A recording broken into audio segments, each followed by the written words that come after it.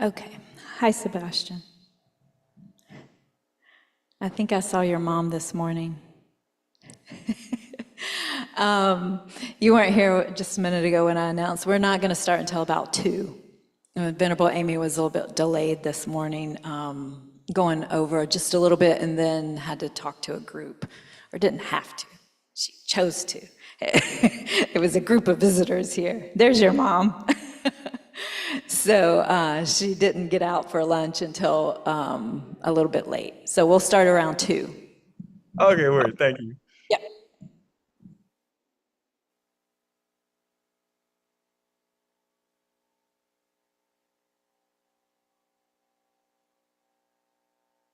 Y'all are so sweet. Oh my goodness. I We're love both that. gonna come in on was it next Sunday for the For Tibetan New Losar? Year? Yeah, yeah, Yeah. yeah. Perfect. Okay, great. Please say Yeah. hello to me. Oh, we Usually, will. usually I'm a little bit busy, but definitely come say hi so I don't miss you. Okay? Cool. See ya. Mom, do you want to volunteer for stuff next week? Oh yeah, there's probably going to be a volunteer thing coming out soon. Think about it. I'll think about it. It's in my mind. Even if you haven't signed up, just come see me. I'll put you to work doing something. Okay, cool. Yeah, do just assign me to something. I'll do it. Awesome.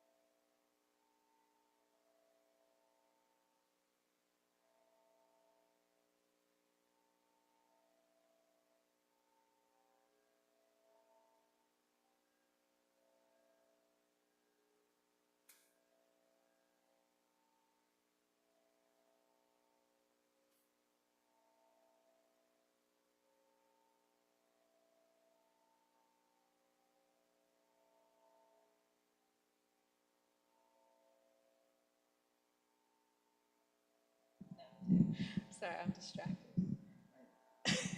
Hi, Paul. We're going to start probably in about 10 more minutes, like at 2 o'clock, just so you know. We thought it might be 1:45, but we're looking more like 2.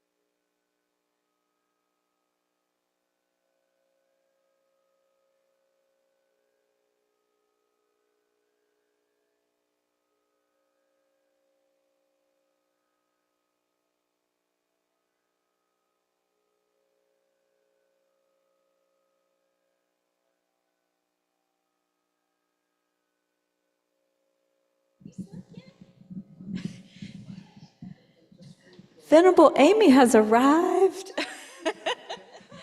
She's snuck in and surprised us.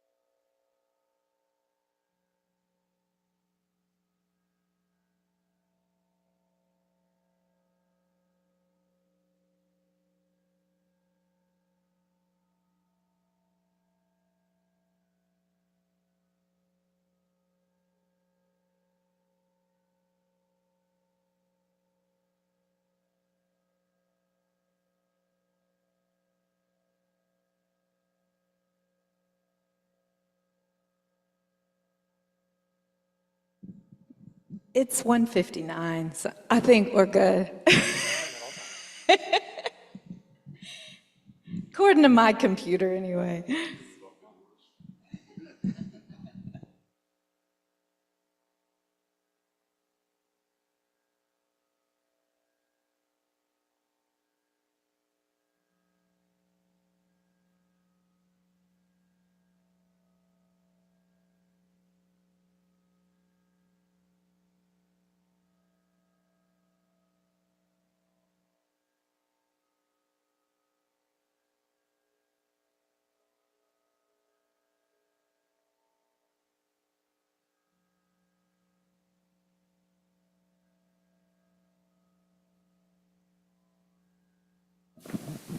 Thank you.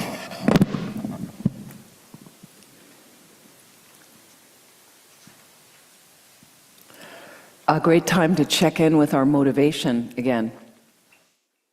Check in with the motivation. Again, another gap, another phase, next phase of the day.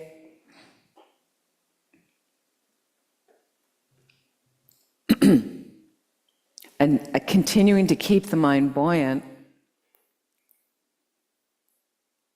So I just like to recall, think about bodhicitta again and what I had intended to be and to do this morning. The big, open, spacious heart and mind, considering all living beings.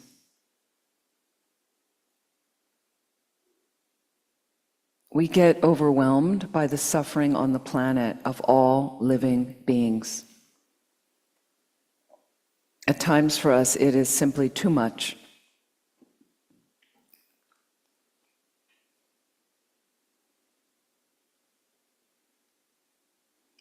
So we ask ourselves, what can I do about it?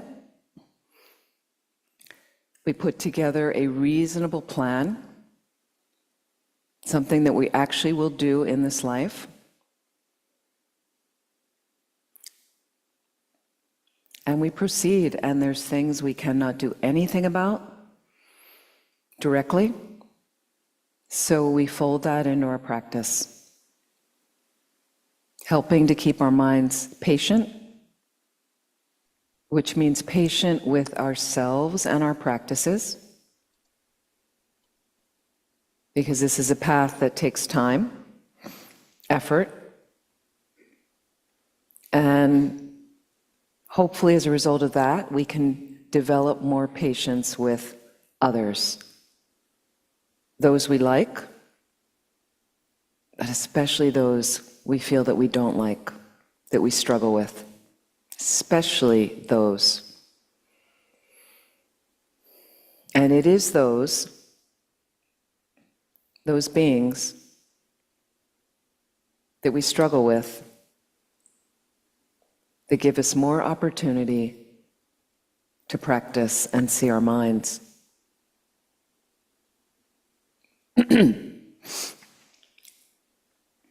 So think about this motivation, bodhicitta, and just think, if I can reach a place like Buddhahood, I'm free of all fear, fully empowered with every positive situation arising in my mind, and I can benefit all of them happily, unlimitedly. Take a moment, just rekindle your motivation.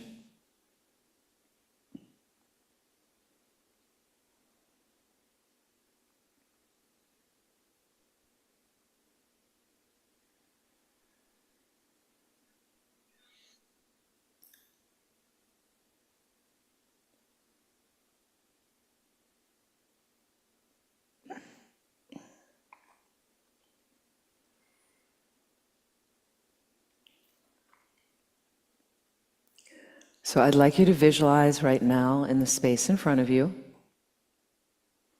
one person that you find very challenging.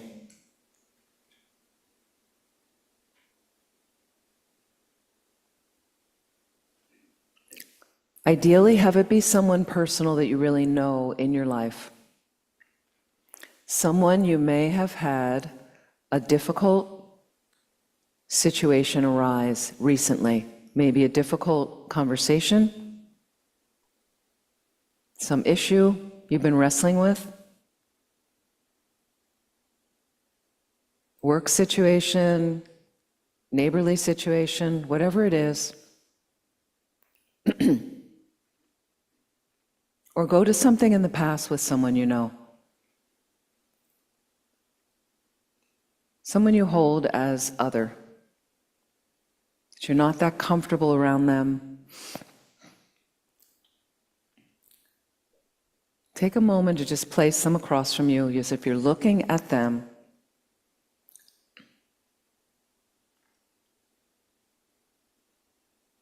Just notice how you feel right now with them in the space in front.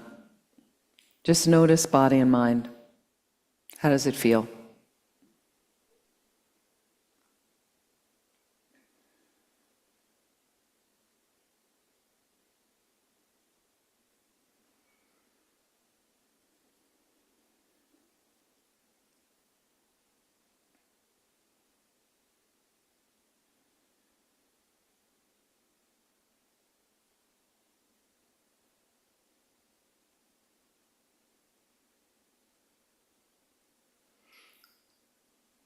So I'd like you, as if you're watching a video,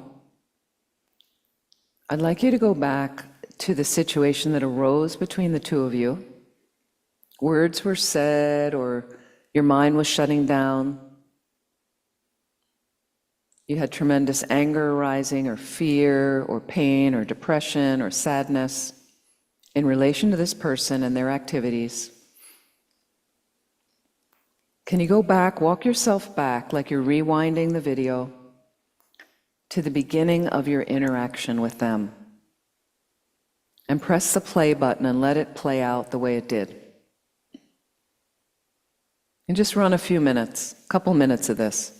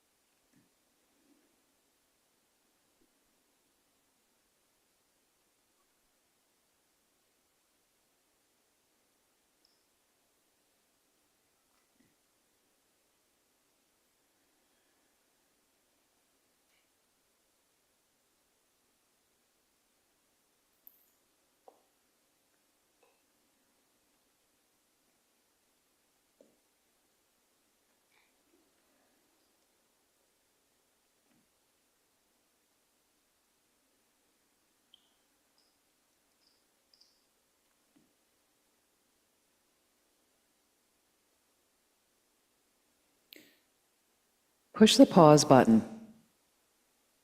So just imagine you're pushing the pause button.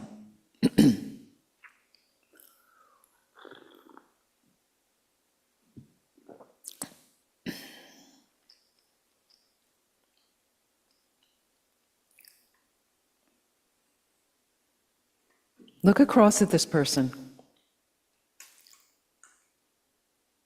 And you may have noticed a moment ago, it's uncomfortable in front of them. You would like them to go away and not be there with this issue or in your life.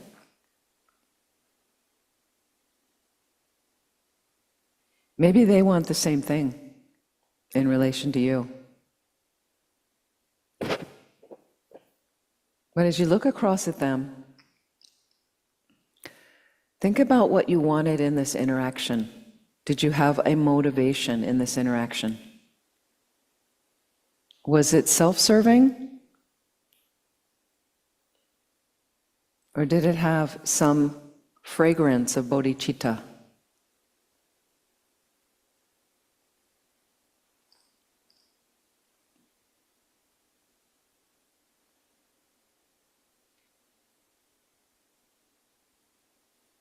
Did you accomplish what you wanted?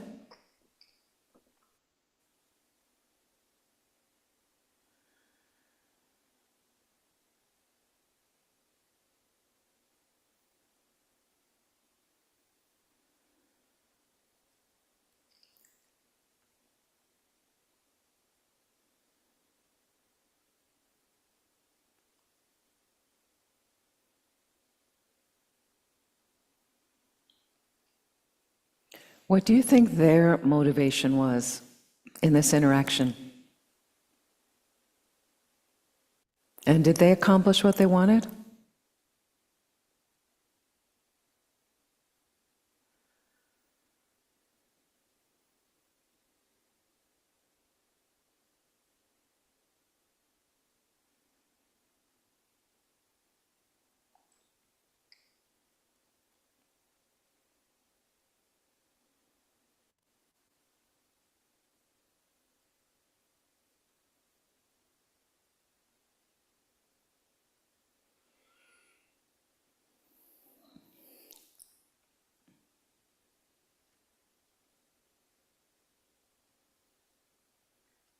Do you know what motivated them in this space to act the way they do? Do you know everything about them?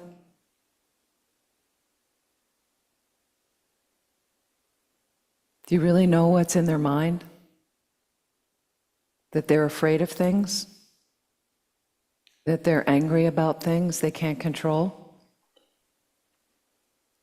Maybe they don't have a tool like the Dharma to sort things. Maybe there's illness in them or their family they haven't discussed that they're worried about. Financial problems. Death of someone close to them. Illness of a child. Maybe they hate their job or hate their life. And maybe they mask and cover that up.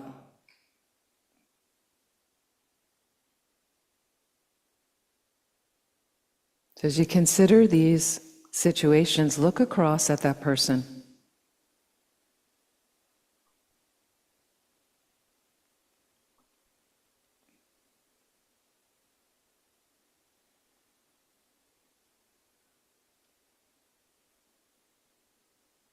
And think, look across at them, right into their eyes, and think, just as I want to be happy and don't want to suffer, you want to be happy and don't want to suffer.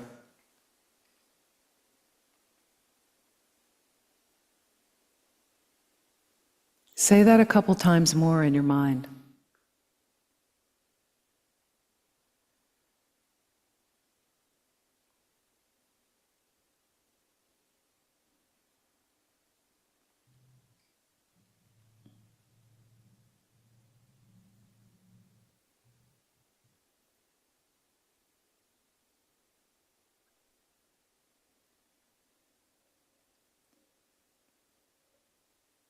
So you have that in common with them.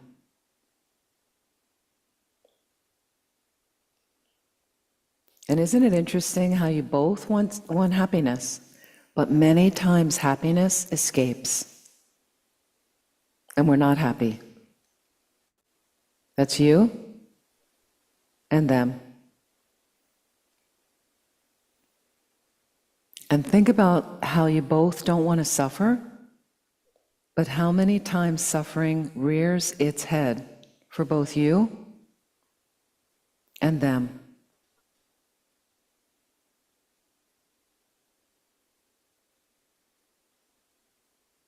You have those things in common. Both of you have Buddha nature. Again, that seed or potential that can ripen into a fully realized being. That's you and them.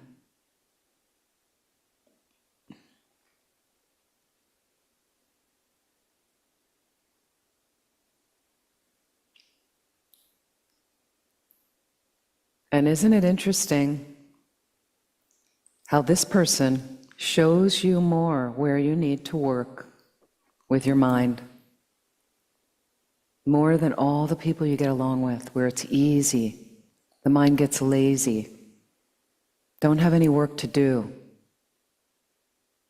because everything that shines back to you from the other people you like is ease and comfort and delight. Is that your entire mind? You finished with all the work? You're a Buddha? This person shows you exactly what you need to do, what you need to work on. How precious is that?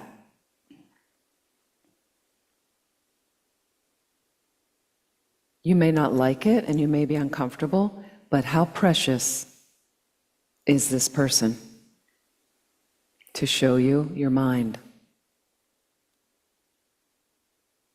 And look at that. Look at them and think that. Feel that in your heart.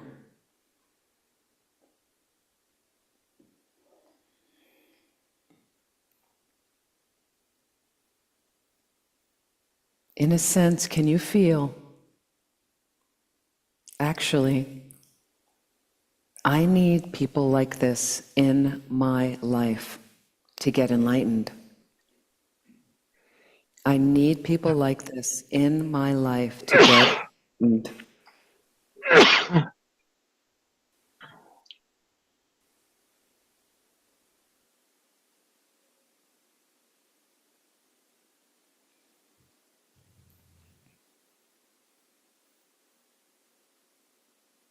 So Buddhas come from bodhisattvas. And the premise of being a bodhisattva is you're dedicated as much as possible to serving all living beings, all sentient beings. All, emphasis on all, including this person, this difficult person. They have great delight in that, actually,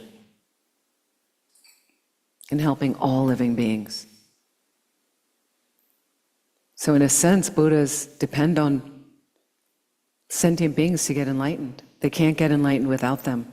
And it's especially, as Tibetan Buddhism says, it's the more challenging beings where we do the greater work on the path to enlightenment. As you look across at this person, think that. The more challenging beings, that we get an opportunity to do some deeper work on the path to enlightenment. That's this person.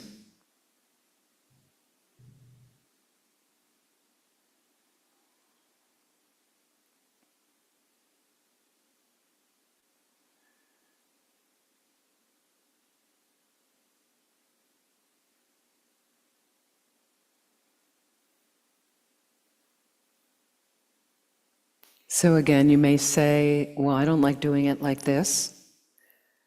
I'm uncomfortable with them. I'm afraid of them. I don't like how I am around them. This is samsara. What did you expect?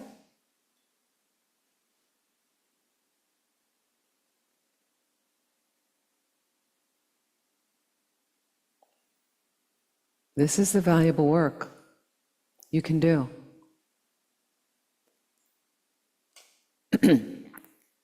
Now, for a moment, in this situation, imagine you're the other person looking back at you in the situation. Look out through their eyes right now, as best as you can. What do you think their experience is in this situation?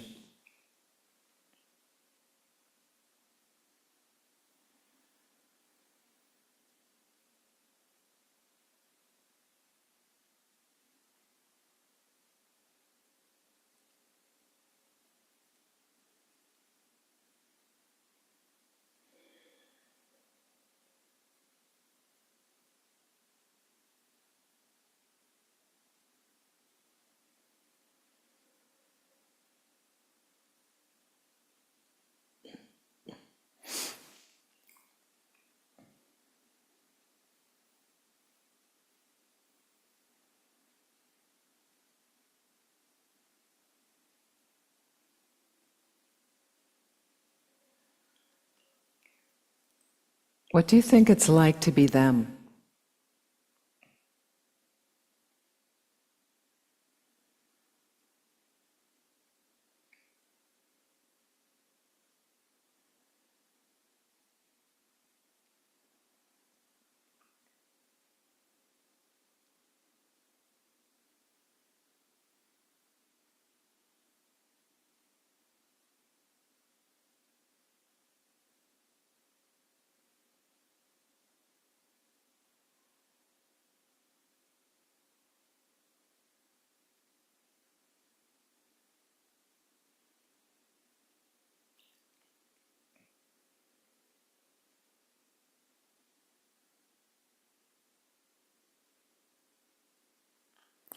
So come back into your own body, and I'd like you to rewind that video of that situation that you're in with this person. Go back to the beginning, and we're going to push play again, but this time they're going to do the same stuff and say the same things. From your side, you activate a new, healthy, compassionate behavior, body, speech, and mind, as best as you can. This is your rehearsal. This is a practice. Push the button and see what unfolds.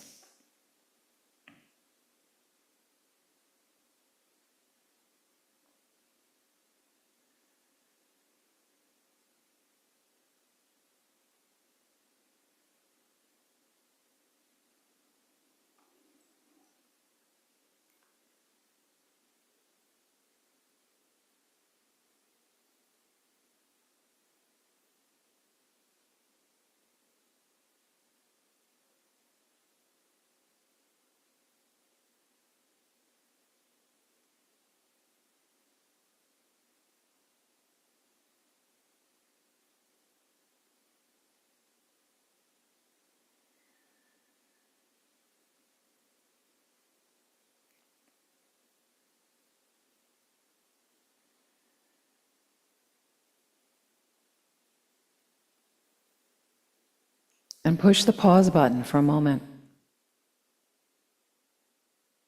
And you go back, you rewind to the beginning. And if you like that pattern or you want to try something else that's healthy and new, do the situation again. Only your side is changing. How do you want to proceed? Push play.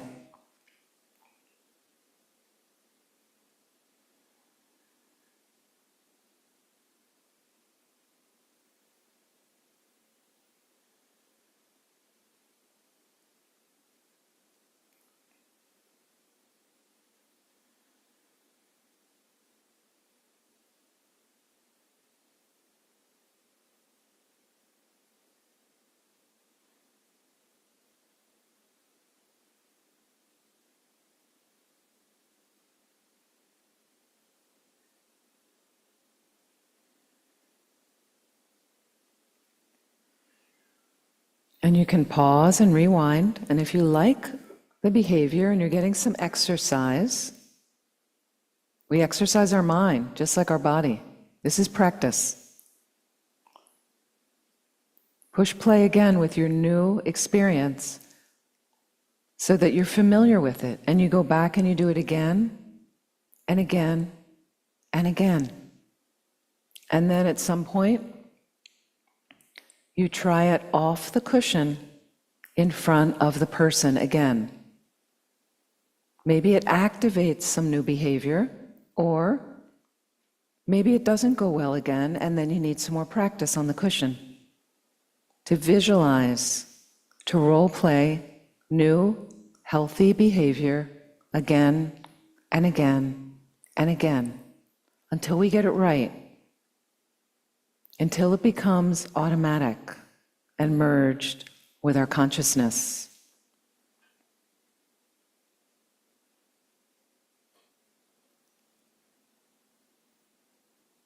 So again, look back at the person now across from you.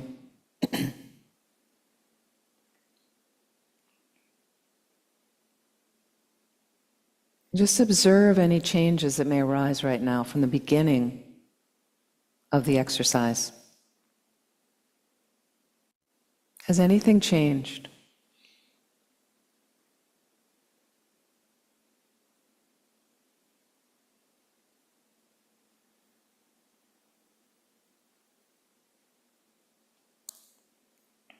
And consider,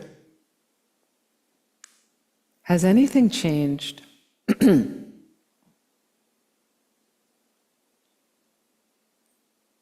relation to this person?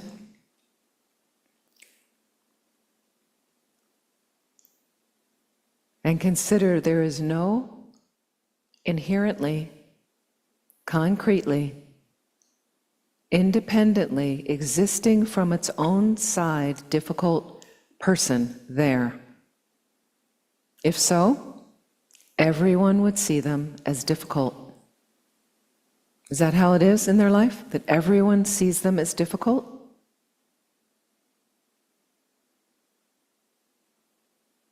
That everyone feels the same way you do about them?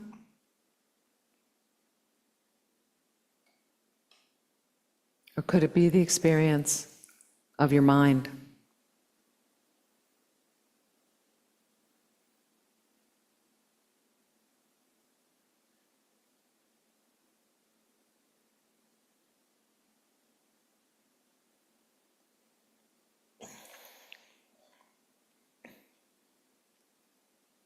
Please relax. And when you're ready, slowly open your eyes.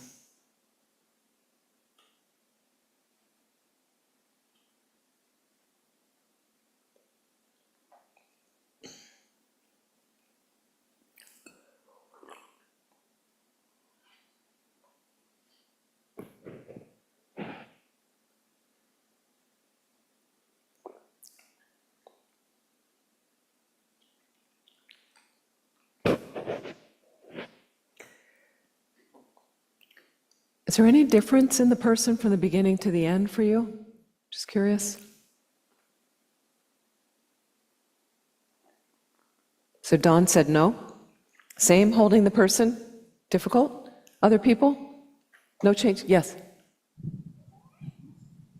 I perceive the person with more love and more compassion after going through these different conversations. So loosened up a little bit, the hold on them. Yep. Similar? And was able to see other aspects of their personality and It's interesting, isn't it? We never think about that when you're fighting with someone, when you're upset with someone. We never think of their experience either, right? Not much. and the negative aspects became smaller, Smaller. less relevant less defining of who they are. Thank you.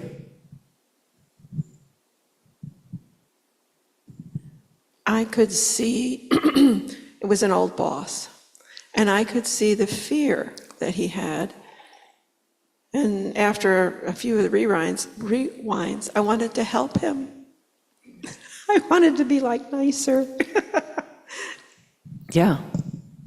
I mean, it creates positive connection with some people like that.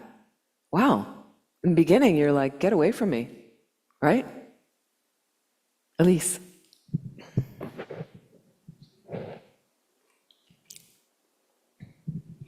It made me think of a phrase that I've heard before that I try to remind myself of. And the phrase is, those who are hardest to love need it the most. So I try to think, what makes them so hard to love? What do they need? Thank you. Yeah, beautiful. Beautiful.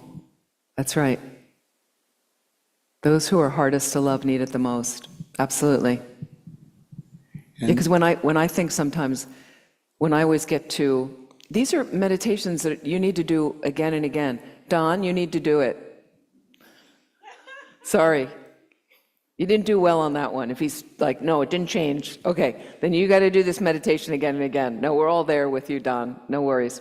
But for me, sometimes when I suddenly put myself in their situation and what's it like to be them, it's painful. It makes me sad because they're alienated from everybody. Like we had people come to our center to stay, and some very difficult people. Like I mentioned when the staff would say, oh, our most special guest has arrived, but even just saying that, you feel like you don't want to be even kind of sarcastically labeling them into this difficult group, but they were difficult.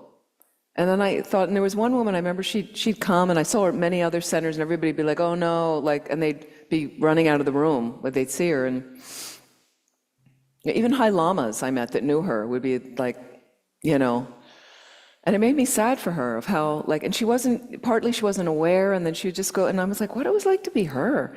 I said that once to one of the staff, and I'm like, what do you think it's like to be her going through this? Nobody wants to talk to you, and everybody's moving away from you. It's, you know, they need it more. They need it more. Please. The person that I was reflecting on, when I began to get a little bit of focus that this amount of displeasure I had with the person was just merely arising from my brain, I was able to recognize that as coming from me and not necessarily coming from this person. Right. But the thing that I couldn't get past, and this is a little bit more difficult, is the person that was in my meditation has about a 3-pack a day cigarette habit. And I couldn't get beyond the fact this person is poisoning herself and everyone around her. And when I come to be around these people that I love, I'm exposing myself to this poison. And I couldn't get beyond that. That did not change. That's a hard one. Yeah, if somebody has a habit like that. And sometimes there's only so much you can do. Yeah, and then sometimes with some of those people, I've chosen to spend a little less time with them. And sometimes if I'm close with them, I've expressed to them how, like, or if we're going in your car and I come out and I smell like cigarettes, or I'm just not comfortable with that. I'm so sorry, I'd say. And I know this is a strong habit, you know, and yet I don't feel comfortable meeting in your house because it, you know, and so if I'm close with them, but I send it in a gentle way and they know, they're aware, but there's so much you can do, yeah, or it's really a hard one.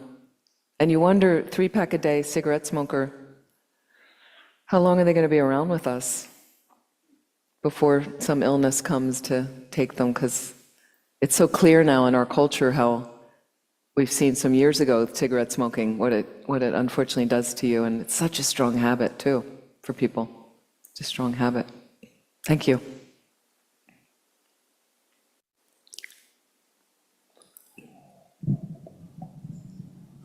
I may have misheard, but I thought the question you asked was, did the person change?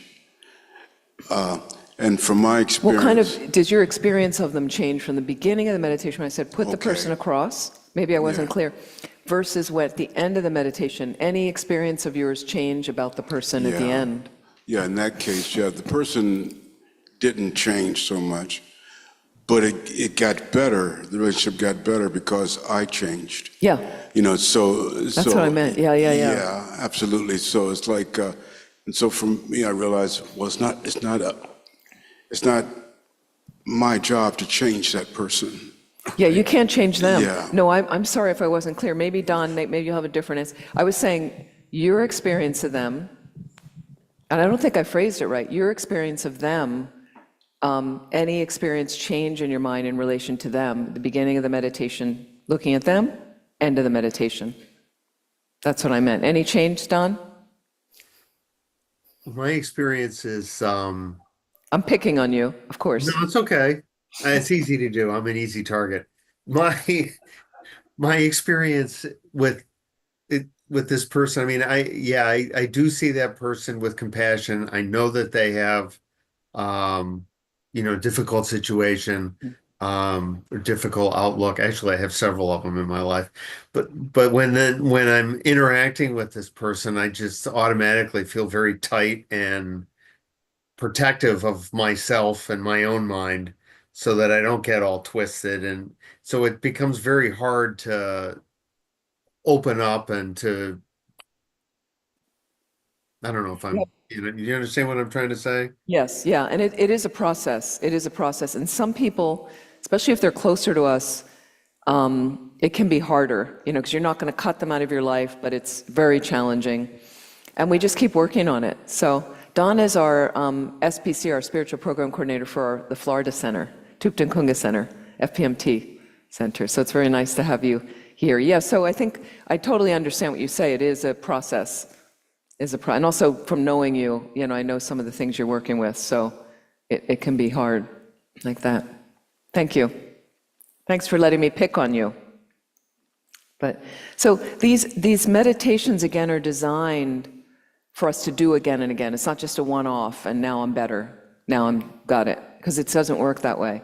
But if you do it again and again, over and over, it seems to have some shift sometimes in the mind. And even though, don't worry if you feel you're doing really well and you've worked in the meditation, then you see the person, you fall flat on your face, again, metaphorically, because those other patterns are there. They're deep, they're ingrained, so that's practice, that's why we keep working on it. Rehearsal, that's what the meditation is.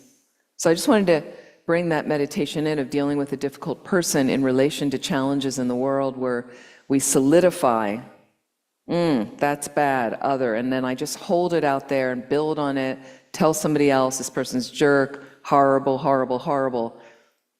Then you're constructing this massive negative mountain when it's kind of like, okay, occasionally I'm going to talk to friends, I'm struggling with this, and maybe I can ask them for some constructive help. And otherwise, it's me and my mind, and I need to get on the cushion and plod away with that over and over. It's tedious, but it does shift some things.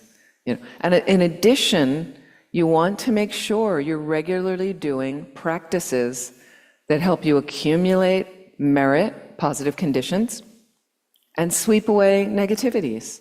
That's a huge part of our practice. So stuff doesn't change without that kind of thing. We have to do that. I try to do every day a number of things, whether you're doing traditional purification practices, 35 Buddha's prostrations, in the evening Vajrasattva meditation, whether you're making offerings, setting up water bowls, or being kind to people, help, there's so many ways, but that's a lot of the practice, and we have actually active practices you do to create those situations. And a lot of times people don't know what they are, they're not doing them, and then they keep saying, well, why isn't it things aren't shifting for me? We have to do that as well. Lama Zopa Rinpoche, and it's interesting being here, I was talking about how when you have a couple of really nice geshis at the center, but they're not necessarily connected to Kopan Monastery or Lama Zopa Rinpoche, and they have their own thing of Sarah J, and that's where a lot of our lamas come from that are signed. But this is an FPMT center founded by Lama Zopa Rinpoche and Lama Yeshe, and that's a tradition I teach in. The Geshe Gelik supports, there's no question. He's a wonderful being, he's a wonderful Geshe. It's a beautiful center of what he's helped create here with the members and everybody, all the helpers.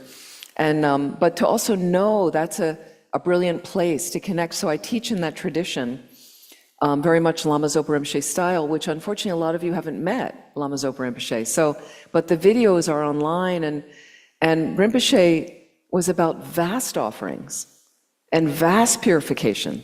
And that's the kind of stuff that really starts accelerating your practice. No question about it. The experiences I've had with Rinpoche, and you see what he was able to create of 150 centers and projects around the world, and vast projects of stupas and temples and statues, and that came from his personal practice and the things he advised students to do. And sometimes it seemed extreme.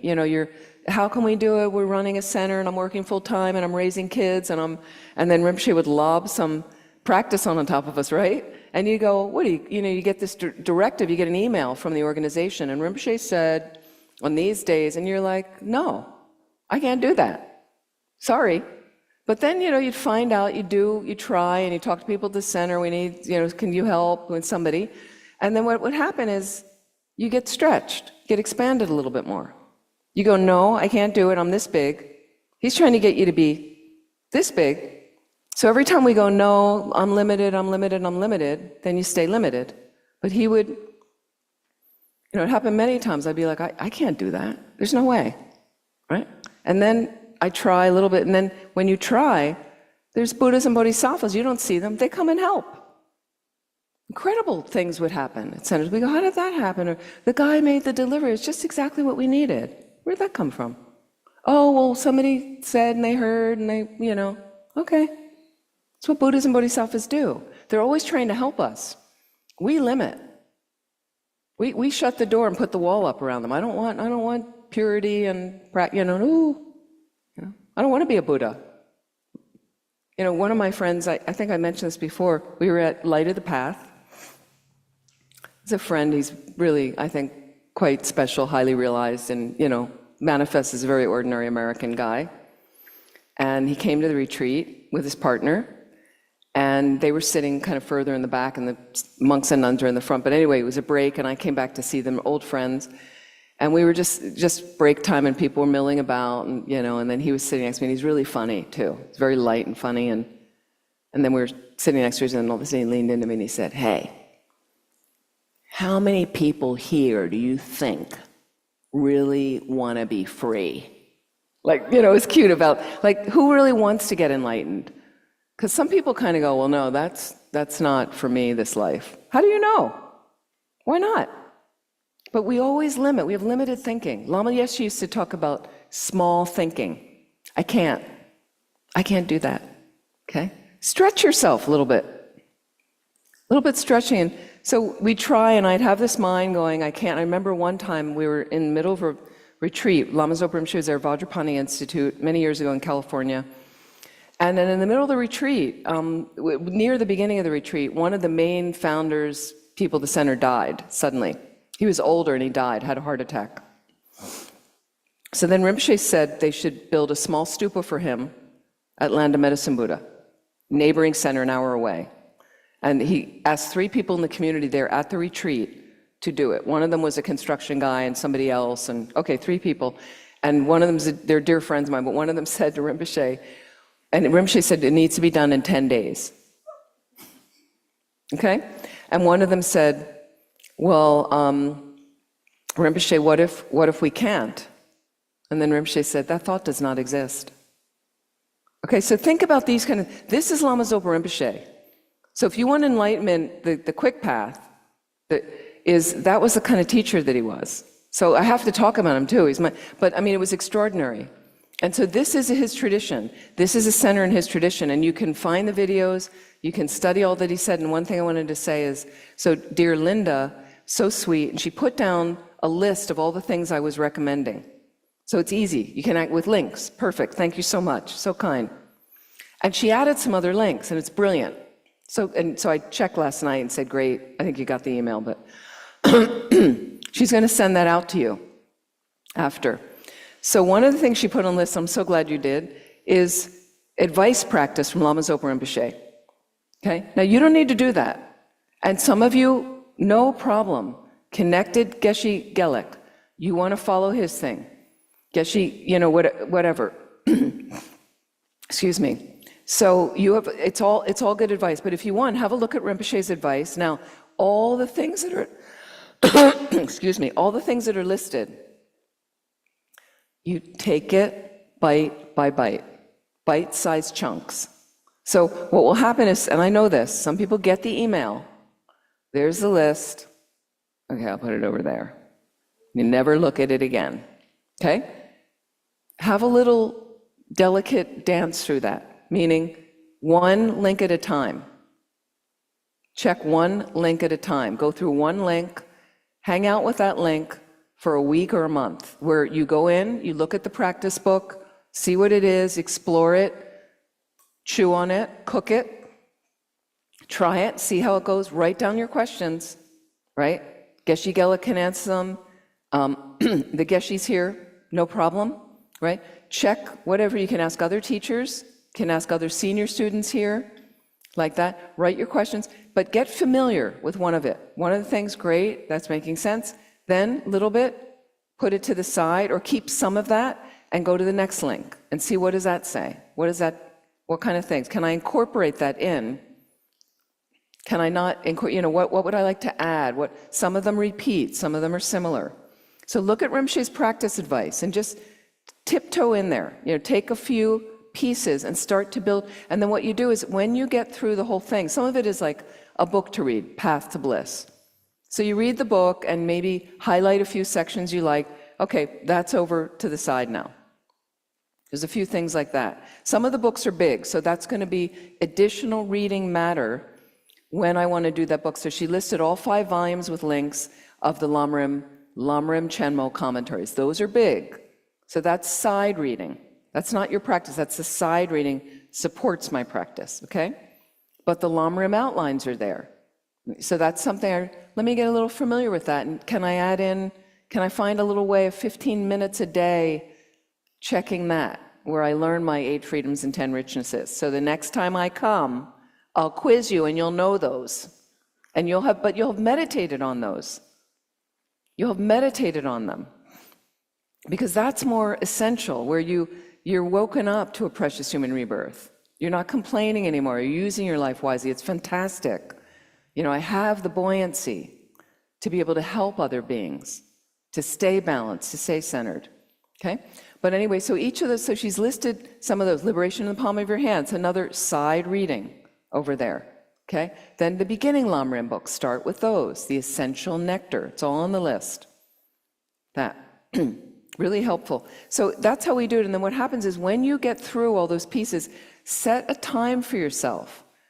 And maybe you say, I'm going to give this year to going through, I'm going to get through all of these things. Maybe not all the reading done in a year, but these practice things, I really want to make sure that I've got a really well-versed thing. I know what these things are now, and I feel comfortable with them. I'm familiar with a lot of it. And then what you do from that is, you take what you like of that, and you start to put together your practice. Like, there's some things that repeat. There's some things that I realize I need a little bit more time with this, or I really like this, so I'm going to do a little bit more of that. Great. That's how you build your practice. And then you're going to enhance it. Another teacher comes, another thing, you watch another video online, things like that. It's exciting. But it supports you better. It really supports you. So thank you so much for doing that. So I wanted to just explain that. Please have a look at it. Don't just file it and go, yeah, later. You'll never get to it. So have it, just start, because there's never going to be a good time. There's never, how people, when they decide to have a baby, there's never a good time. You're waiting, and we'll do, and we're going to wait. It's just do it. If you decide you're going to have a baby, and then some people I know, they decided, okay, now it's a good time, then they couldn't get pregnant. So sometimes so the practice, I know people say, well, wait till I get thing, then I get the altar set up, my kid will go to college, then I got the car sorted. No, you need your practice to sort all that stuff. So why not add a little bit, but do what's realistic. If you're like, I only have a half an hour a day, that's the maximum, then that's good enough.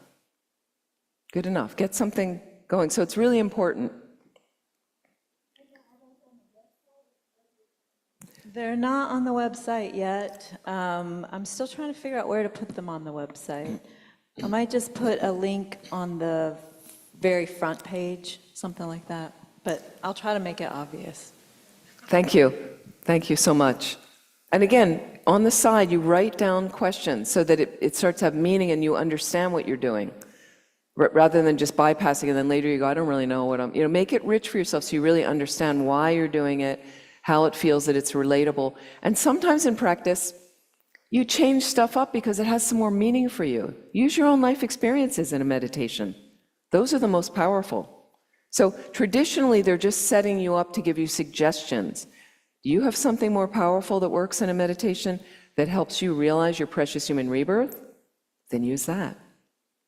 There's no rules that you can't use that. They're just giving you a traditional way as a jumping off point. And those traditional things do work, but you have something that comes up in life.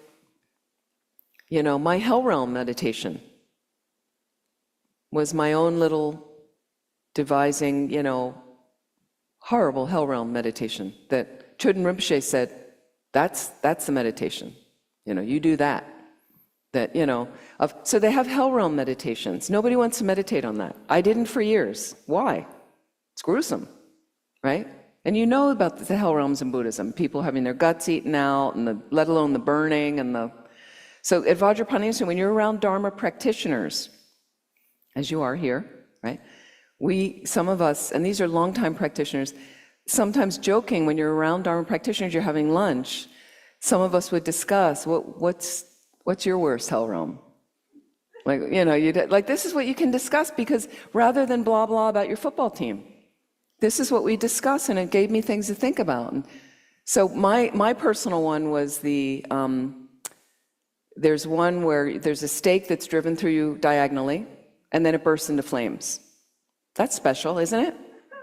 And so then one of my friends said, oh no, mine is where your tongue is pulled out and then somebody drives over it with grates, and and then I went like, oh, but again, so now I'm kind of saying it with humor, but you're designed to meditate on these, and nobody wants to meditate on them. And the reason you meditate on them is, we've been to hell realms before, Buddhism says. Okay? Remember, that's an unfortunate disadvantage for us, because if we had that in our mind, we would be practicing really differently now to avoid that situation.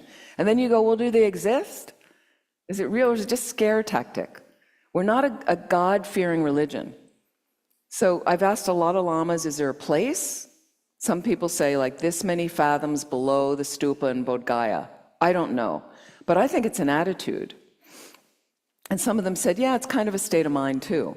So we've been with people on planet Earth that look like they're living in a hell realm, right?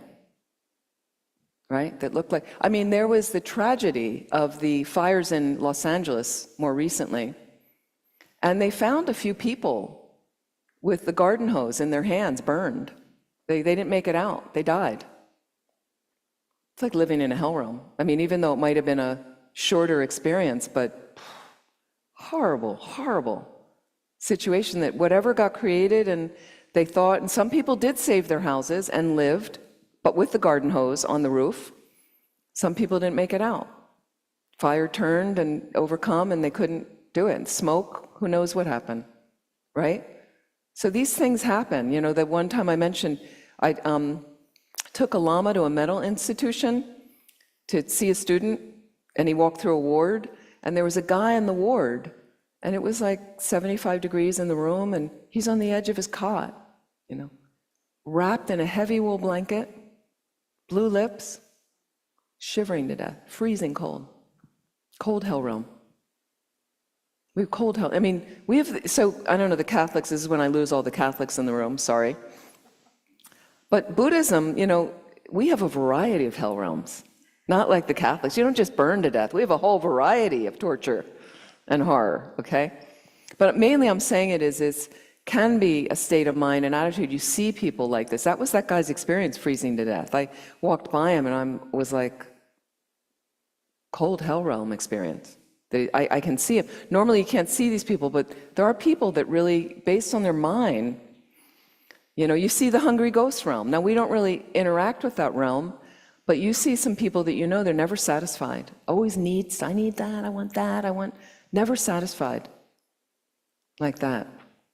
Or you see the people starving and they look like pretas, the hungry ghost people with swollen bellies, thin little necks, like no food, no access to food. If the food goes down, it's torturing them, burning them, like that, all kinds of diseases and horrible things like that. So again, designed, so you can make it your own situation if it's helpful in a meditation. So I'm not trying to scare you, but the hell realms are designed not to scare us, but they are scary, but to motivate us to practice. I don't want to come back on that anymore. Done with that. And then if you do a lot of Vajrasattva practice, a lot of purification, you can close the door to any lower realms, period. And then we just keep getting better advantages to practice, right? So Lama Zopa Rinpoche was all about that, really pushing us. And at times it was uncomfortable and it was hard, but for me, the most incredible rewards from that kind of practice. Okay, and you have to do it at your own pace. You have to do it at your own pace. We're all different places and different efforts and different capabilities. That's okay. It's okay. So I just wanted to mention that as well. And I also want to mention, so one of the booklets in there is the daily meditation practice on Shakyamuni Buddha. And it's a separate booklet now, but it happens to be contained in this. If you have one of these at home, or maybe you can borrow them from the center, it's in here. So this is a whole separate practice. You can start with this. Start with this, and everything gets built into this. So this sets you up. It's a basic guru yoga practice, and it will set you up for adding into higher level guru yoga practices. And all your practice fits in. So you have a visualization of a certain deity. In this case, it's the Buddha, Shakyamuni Buddha. Well, that works. We're kind of used to the Buddha. That's easy. And Rinpoche goes into motivations. So you don't really know how to motivate, what to say, then you read. The beginning, he starts with how extremely lucky I am that I have not died yet. There's a reflection right away on death and impermanence. Powerful reflection to have every day. Every day. Because we put it out there, later when I die, when I'm old. You don't know if you're going to live to be old. So we have to get to practice now. Again, it's about motivating us. Goes on, you read part of the motivation, whatever kind of time you have. Then it has prostrations. So if you're somebody, you like physical exercise, maybe in the morning, some people like to do prostrations, gets the blood flowing, wakes them up, and you learn separate practice booklet, 35 Buddhas, prostration. Takes a while to learn it. There is an accompanying CD to play it, but I prefer to learn it and memorize it yourself to recite. You never memorize if you listen to the CD.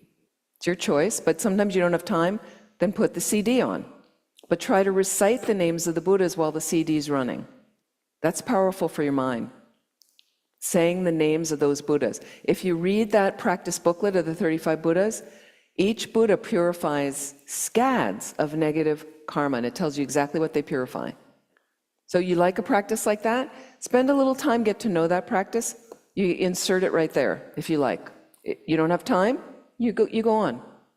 Move on. It tells you what to visualize, like that.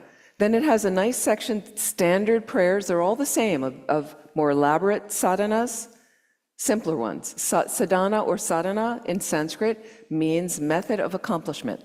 That's all it means, method of accomplishment. You have different practices. Every deity has his own practice. There's short ones. There's elaborate ones that take an hour to do. There's short ones that take 5 minutes to do. You're going to do a white Tara one with Geshe Sampo. You're going to do white Tara, beautiful. Geshe Sangpo, wonderful. And it'll be a shorter white Tara practice. White Tara, Buddha of long life. So if that's helpful and you do a practice like that, you want some wisdom, you'd maybe organize in the future a Manjushri retreat. And there's a short Manjushri practice, Buddha of infinite wisdom. Then green Tara, you want to clear some obstacles in your life. Green Tara, there's a short practice. There's also longer practices of these more elaborate levels, doesn't matter, right? But they all have, so purifying the place, blessing the offerings.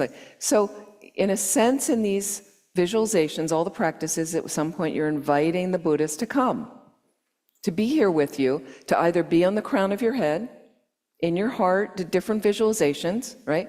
But if I want to invite them to come, when I want to have a guest over to my house, I kind of clean the house a little bit, tidy up, right? I put some nice offerings out for them, have some nuts, it's common sense. So this is like normal life, but we're just doing it thinking about enlightened beings.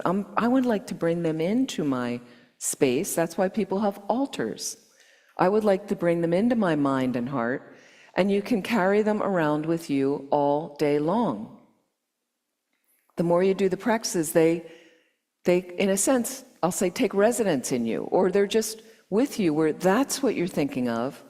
You know, when I used to have an old car, and I would still drive to the center once in a while in New York to teach. And sometimes I got there and all the yellow lights were on. And it would start to go on the New Jersey Turnpike, not a place you want to break down. And then I'd get to my destination and I'd be like, oh, thank you, Rinpoche. So I think of that instead of like, oh, so glad I got here. And then, or mindlessness, okay, I'm here. Next, I'd be like, thank you, Rinpoche. You know, I'm getting on a plane, like, thank you, Rinpoche. There's turbulence on a plane, people get nervous. I've got the 21 Taras around the plane. My power babes helping the plane. Why not think of that? And if the plane crashes at that time, there's a strong likelihood of that these days, isn't there? We don't need FAA employees, right? Let's get rid of them. We don't need aviation safety, okay? But so anyway, I'd rather be thinking of Tara and my gurus when the plane goes down than, oh my God, and screaming to disturb the person next to me. What's that going to do? So these are ways you want to start, if you like, you make yourself familiar with this, make this real for you. And it really comes to life, really kind of very, so then it gives you a visualization like every sadhana of the Buddha describes it, all the symbolism. So then when you look at a statue again, look at a picture of the Buddha, you have a little, you go, oh, that's why the lips are red, because he teaches out of compassion. That's what that means. Or that's why that, and then you have more understanding. Then it includes in here, refuge meditation. You have time, you want to do that? Great. Well, there's a separate booklet on how to do proper refuge, meaning a refuge preliminary practice. That's an easy one to do when you're working full-time. I did mine when I was working full-time. 100,000, you recite a certain mantras. The refuge booklet tells you how to do that, okay? So I did a session in the morning before I went to work, came home in the evening, you know, and did another session in the evening. Sometimes I just did a short session, only was able to do one mala of one rosary of recitation. I was too tired, good enough, you know? Then I finished, after a few weeks, finished. Maybe it takes you a few months, finish, no problem. Like that. You don't have time to do the refuge, and then here it has how you can just do a short thing in the practice. Okay, if not, you skip it. You go on. Motivation, 4 measurables are in here. We've talked about that. You can use that. Beautiful practice, if you like, with a little bit of Tonglen meditation, if you have time for that. You like that meditation? You want to put that in, you put it in here, just see. Then there's nice visualizations explaining 7-limb prayer. Tells you exactly what that's about. So you learn about that prayer. You can recite the 7 limbs quickly. You can recite any of this quickly, you don't have time. Lama Zopa Rinpoche used to do dedications, sometimes really fast. We were renting a room, we had to be out of the room, the meal was starting. No problem. Don't have time, you can recite something quickly, as long as your mind is there with it. As long as you're not like spaced out. I've done, you know, we've all done that. We've done prayers and I'm like thinking about, you know, something, and then I'm like, I didn't even focus on that prayer. Then do it again, okay? Then he has mandala offerings, okay? Configuration of the world system we do before classes. This creates prosperity for you, offering mandalas. Offering water bowls creates prosperity for you. Making offerings creates prosperity for you, okay? So if you like, and some people want to do the Nundro mandala offerings. So they have a little mandala set, you can make it, doesn't have to be elaborate, and they want to do that, there's a separate booklet, how to make mandala offerings. It's all explained, slowly, slowly. And then it's got some other prayers you can do. Then, okay, then it has requests. What's that about? Requests, okay? This is your own personal thing. So it gives you standard requests in the book, and all the practices have this. You can recite the traditional, Guru Vajra Daru encompasses, you know, but put it in your own words what you want.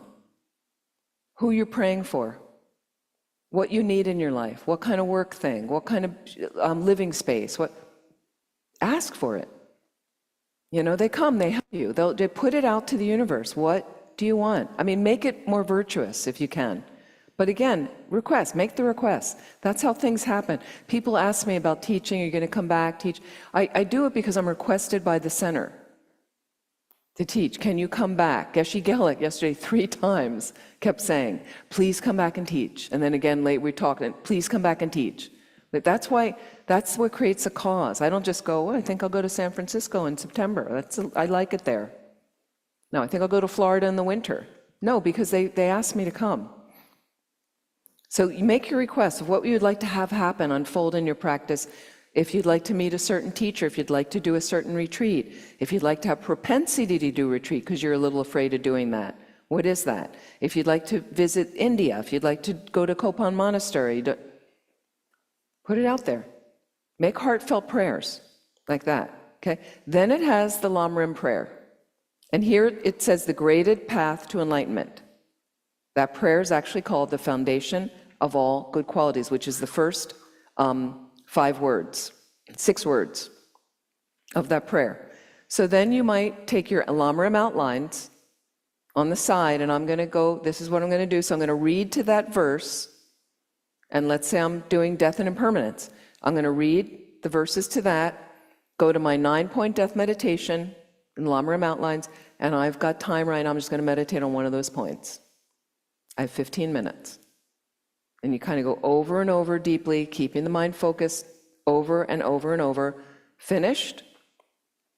And then I read the rest of the prayer. So I get some scanning idea of the Lamrim. Then it has, I bring the Buddha to my crown. So he might be out there, now I bring him to my crown, facing the same direction as me, 6 inches in height. Feel that he's there, and then I recite some of his mantra with certain visualization. Describes it all there. If I like and if I have time, maybe I just only have time to do 3 mantras. Maybe I do a whole mala visualization. I like that. Or I'm doing another Buddha practice. Dissolve the Buddha into you, feel all the blessings, and you dedicate. Make sense? Please do something like that. So then you go on to Lama Tsongkhapa practice. Roughly same thing. But everything's here. Shakyamuni Buddha practice booklet. It's all there. Build it in. You have questions? Make a list of your questions. Any questions about anything so far I've been talking about? Any of the practices, anything like that? Don't forget, if you're online, just raise your hand or get our attention. So the people online make sense? Possible? Please? You try. Sebastian. So is Shine similar to like Guru Yoga? Like, is the visualization that you do in Guru Yoga, can you use that for Shine practice, or would you say that those are separate? Yes, so Shine actually is calm abiding. So that's what it means, and it's a distinct type of meditation. However, this is how you combine, so thank you for asking. What you would do is when you have the Buddha on your crown, for instance, or any other deity practice, those of you doing the white Tara with Geshe, I keep forgetting his name. I want to say Samdup, and I'm like, and I used to know Geshe Sangpo, I used to know the name quite well. So Geshe Sangpo, thank you. He's going to lead the white Tara practice. If you're doing that practice, I'd highly recommend. Fantastic. I'm so happy he's doing that.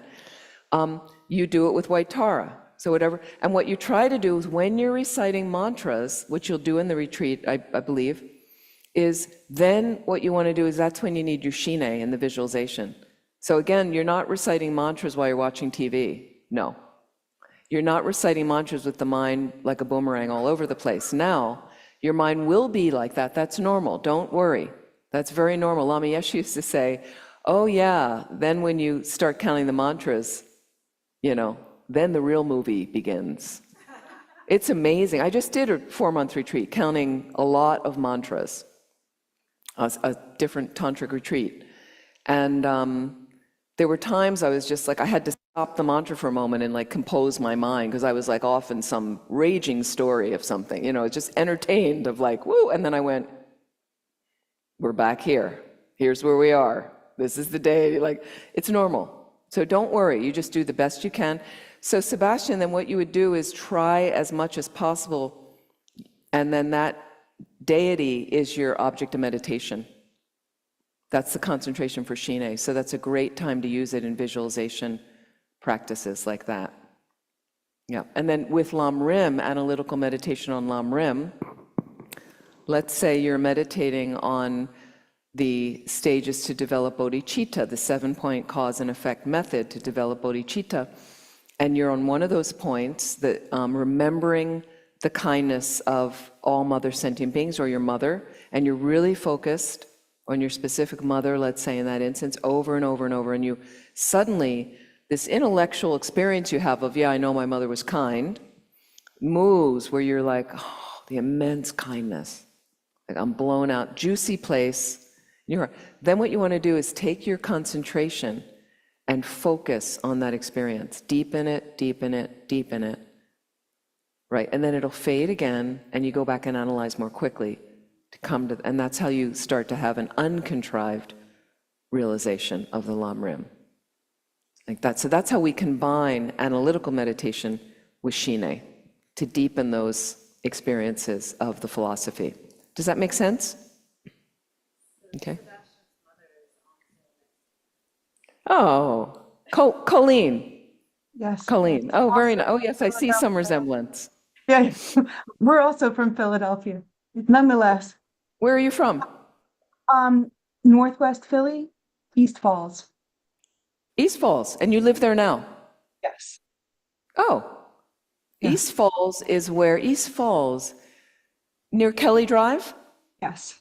Okay, where Ed Rendell, you know Ed Rendell? Ed Rendell lives there. Okay. Oh, I didn't know that. Yeah, he lives there. I visited him there recently. So, do you want to come to my teaching downtown March 2nd? I'm going to be in Raleigh, actually, but I am going to see you in Lehigh Valley. Lehigh Valley, great. Lehigh Valley. March We'll be 9th. March 9th. March 9th, wonderful. Great. No, because I thought if they're Philly people, some teachings around the Philadelphia area. And where was the other? Oh, did he come Do you mind back? if I ask my question? The other man yeah, absolutely. There was an older man I was talking with. I thought he was going to come this afternoon. He's from Philadelphia. Yes, please ask your question, Colleen. Oh, sorry. Wonderful. So as far as Vajrayana commitments, would you recommend after the meditation, concentrated analytic meditation that you just mentioned, then, I mean, I don't know if, 6 session, so I don't know if you would do that afterward, or Okay. what's your Yeah, experience? so if you have High Yoga Tantra, then you have Vajrayana commitment, 6-session Guru Yoga. So that's its own practice just like this. It's another Guru Yoga practice. So you could use the 6-session as your jumping off point and incorporate everything into that if you like. Or do you have a deity practice you have to do? You don't have to say which one, but is there a commitment to do a deity practice? So what I would probably do then is, it's kind of beyond the Shakyamuni Buddha, so you could just focus and build everything into the deity practice. And sometimes we'll do something, it's a little longer, but it really doesn't take as much time as Lama Chopa, and everything gets built into that. And if you do a Lama Chopa as part of your daily practice, Guru Puja it's sometimes called in Sanskrit, Lama Chopa in Tibetan, it's something I think the center does on the 10th, Tibetan 10th of the month, where you offer a tsog, standard.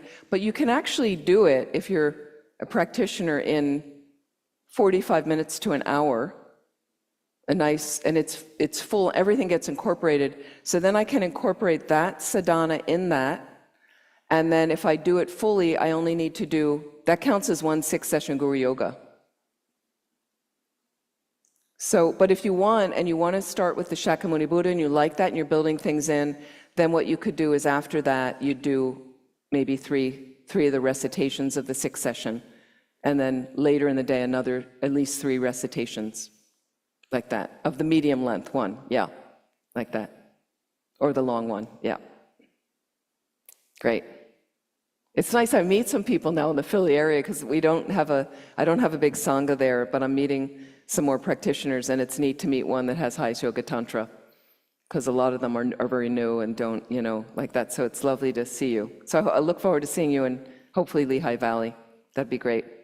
It's a new center there, so looking forward to going. And he was the man who started was on pilgrimage with me to Laudo a couple of years ago. It was great. Nice guy. Thank you. You're all welcome to come. Any other questions? Okay, great. So we were in the middle of what I also want to talk about, the Lojong. I just want to finish some of that. Great.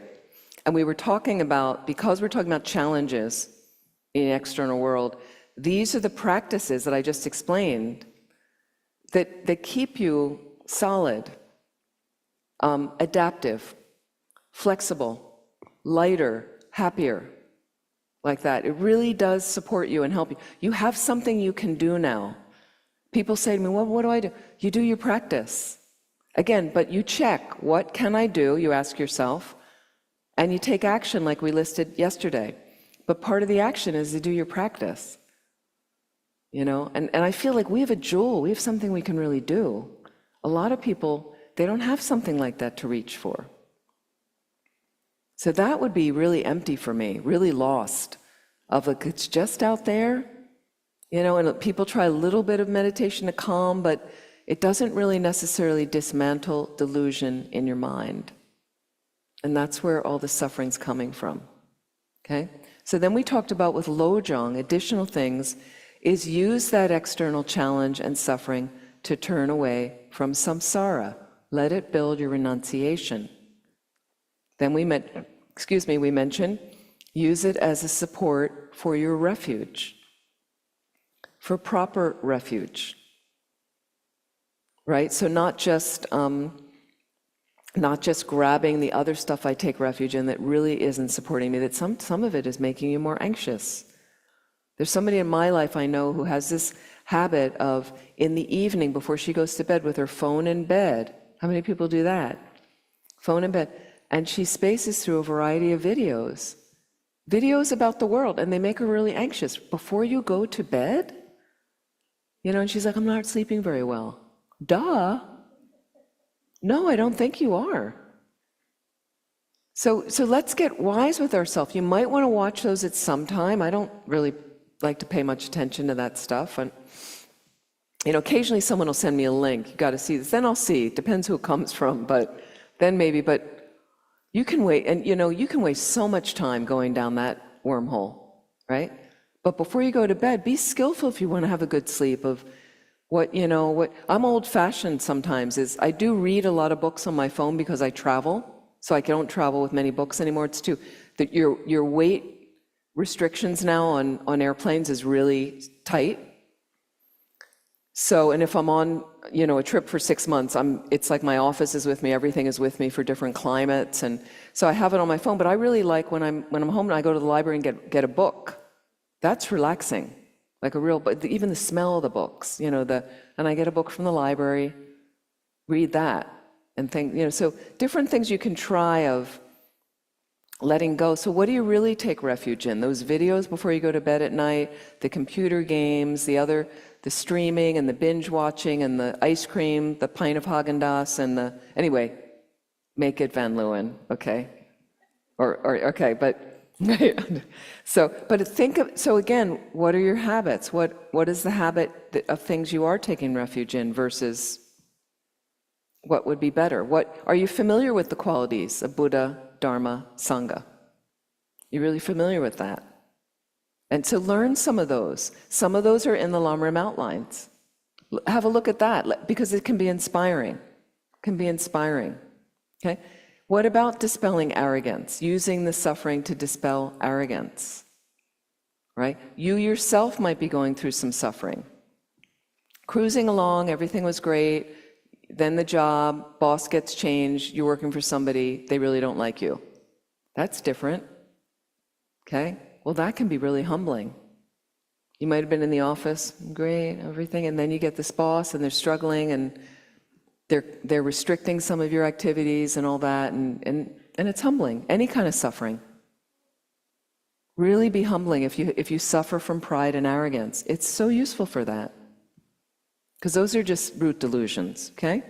Then suffering, Tibetan Buddhism sees incredible support to purify negative karma. It's purification. It's purification. Now, what happens is you don't want to throw this in someone's face. They're new to the center. We had this happen. I ran a couple of residential centers. People live there, retreat centers with rooms. People would live there. So what would happen is, first we'd hire somebody new. They're new to the Dharma, but they're excited. They're very interested in Buddhism. And they're like, I'm going to work at this Buddhist center. Great. I'm the housekeeper, or whatever they're doing. I'm the cook. And they're working at the center, and the first 3 months is great. It's a novelty, it's all exciting, and then the novelty wears off. And sometimes we'd hire people in the summer, we need extra people, but now it's November or December and it starts raining. Okay, redwood forest, it's dark in the winter. Trees are dripping, okay, it's muddy. Now it's muddy, and they're not all that happy now, what they're doing. Then they get the flu. This is standard. Native people didn't live in redwood trees in the winter because they have all kinds of molds. So we coughed generally all winter. That was just how it was, right? But somebody new doesn't, they're sick a lot and they don't feel good and they're hiking down from their cabin and they slipped in the mud and now they're not happy. And then you'd have some other staff person would say to them, great purification. You don't want to hear that when you're new. You're like, what? I'm suffering, okay? But if you're a more advanced practitioner and you look at it, look at your mind, I'm still doing my practice. Even now, more than ever in suffering, I'm going to reach for my practice. That'll sustain you. But again, I'm struggling. I'm suffering, okay? Can you see it? I'm purifying something. Then you can manage it. I'm getting rid of something. I don't want to die with this undone. So you know what? I'm getting rid of it now in the suffering. It could just be mental suffering, hate my job, hate my boss, the coworkers driving me crazy, 2 more years to retirement, or I'm just going to finish this and then I'm going to change jobs and we're going to move, or I don't like the neighborhood, I can't stand this apartment, whatever it is. And so slowly, and see, do I need to make a change? Figure out what it is, realistically, set a time frame for yourself. That's how we take care of ourselves. Rather than foisting it all over other people. I'm a mess, I don't know what to do. Now, the biggest challenges are when you get sick. Illness, grave illness. When your kid gets sick, when your partner gets sick, when a loved one is really sick. That's hard. That's hard. The practice will sustain you to be strong for them, let's say. Or to be strong in yourself. The woman I knew, helping everybody else in the chemo room while she's getting chemo. No focus on herself. Happy as a clam. Poison going into her body, but it sometimes works with cancer. And she had no regard for herself, just happy to help other people. One woman there, first session, crying. Can we be like that? Like that. Some other tools with Lojong, okay? My suffering, can I use it as a support, okay, to practice more virtue? So when I suffer, I might realize I didn't have enough balance of virtue, positive energy. Maybe I need to step that up a little bit. Maybe I really need to do some of this practice. Maybe I need to keep some commitments. Maybe I need to go to the center more. Maybe, I keep talking about it. Maybe I need to sign up for the course that I keep putting off. Or I'm going to read that book instead of paging through the videos, the kind of useless videos, like that. So some sort of, figure out what your virtuous activity will be. Talk to other people and get to it now. Ramp up something a little bit. But what's reasonable? What's realistic in your life so that you'll do it? Suffering is a support for training in compassion. Okay? I'm suffering. This is back to our self-compassion break. Shared humanity. I'm suffering. How many other beings are suffering just like this right now? I'm not alone. Okay, our suffering likes to make us feel alone. I'm the only one going through this right now. I'm the only one experiencing this. It's not really true. And many people have it much worse than us in the suffering. And we have sometimes what I call first world suffering, right? Is that really suffering? No. My niece and I talk about it. We'll look at each other, she'll say something to me, and then we both look at each other and go, first world problem. It's not really a problem. Okay, but when real suffering shows up, There's a lot of people that have it worse. So if I can think about that and then let the heart of compassion open, wow, what's it like for them? So again, a great way when you use news stories, you see the stuff in the news, and some of it's atrocious, and you go, oh my God, how could they do that? Okay, then I use it to generate compassion instead of aversion and anger and hatred. Okay, it doesn't mean I'm not sad. I can be sad. Sometimes I'm outraged. Sometimes, I mean, I'm really out, I'll just be like, but then trying to counter letting it develop into full-blown anger, really like, people make mistakes and people are lost because they misknow. And that, I might label and I'll go, that's a really big misknowing. Wow, somebody really lost. What about the suffering for them? Inflicting that harm on someone else, let alone the suffering of the people that they harmed. So keep working to transform that. Anger and hatred can be transformed into deep compassion. And some of it takes a lot of effort, but we can do that. Ask for, where is he? I know he's here. Where's my friend? Buddha of Compassion. There's 1,000 Buddha of Compassion next to Dana, the smaller one. It's hard to see. Where's there's the big one? There's a big one up top left, okay? And there's many forms of him. You can just think His Holiness the Dalai Lama. He's the Buddha of Compassion. He's supposed to be an emanation of these Buddhas, 1,000-armed Buddhas. So you get stuck and you're overwhelmed and you're crying and you're full of hatred and fear, ask for his help. Put a picture of him in your room, 1,000-armed or 4-armed Chenrezig, doesn't matter. Picture that Buddha, talk to him, ask him for help. Please, this is way too much for me. And there's a mantra, Om Mani Padme Hum. That's our easiest mantra. Om Mani Padme Hum. Okay, Om. Always the openers first. So in a sense, Om is like the all of the universe, let's say, on some Mani, jewel. Padme, lotus. Tibetans pronounce it Peme. That's fine. Both ways are fine. Om Mani Padme Hum is a closer, like Amen. Okay, so it's a little bit like all the universe is like a jewel in the lotus of my heart. Om Mani Padme Hum, Om Mani Padme Hum, Om Mani Padme Hum. You just say that over and over. Feel he's in front of you, rays of light coming from his heart, showering you with more compassion, entering through your crown, dissolving into you. And what it does is it sometimes wrenches that heart open. It's the oil. Your heart's a little squeaky, rusty. Opens that up. Anger, hatred come. You want to shut down? Chenrezig's there saying, it's all about opening. You're going to be happier if you open your heart. So use them like they're real, that they're there. They're your buddies. They're your friends. Bring them to life. Possible? Make sense? You think I'm crazy? But anyway, it's possible to do. And then taking suffering as a support of meditation that others are more dear than oneself. So a little bit, the difficult person we just looked at, okay, and this is really the essence of bodhicitta, using it as a meditation that others are more dear than oneself. Let it drive into bodhicitta practice. So even the difficult person, right? You could take Trump, you could take Putin, any of these beings that, wow, they really give me an opportunity to practice, to grow some more compassion. This is really hard right now, you might say. Like, look at this, what they're doing, look at what, So I need a little bit more reserves, and to really, very hard to cherish them, okay, but that's the source of your happiness. That's the source of the happiness. Or just start with the difficult person that you thought about. Start with them. Easier to transform. Some of you said, yeah, my attitude really changed to them in the end.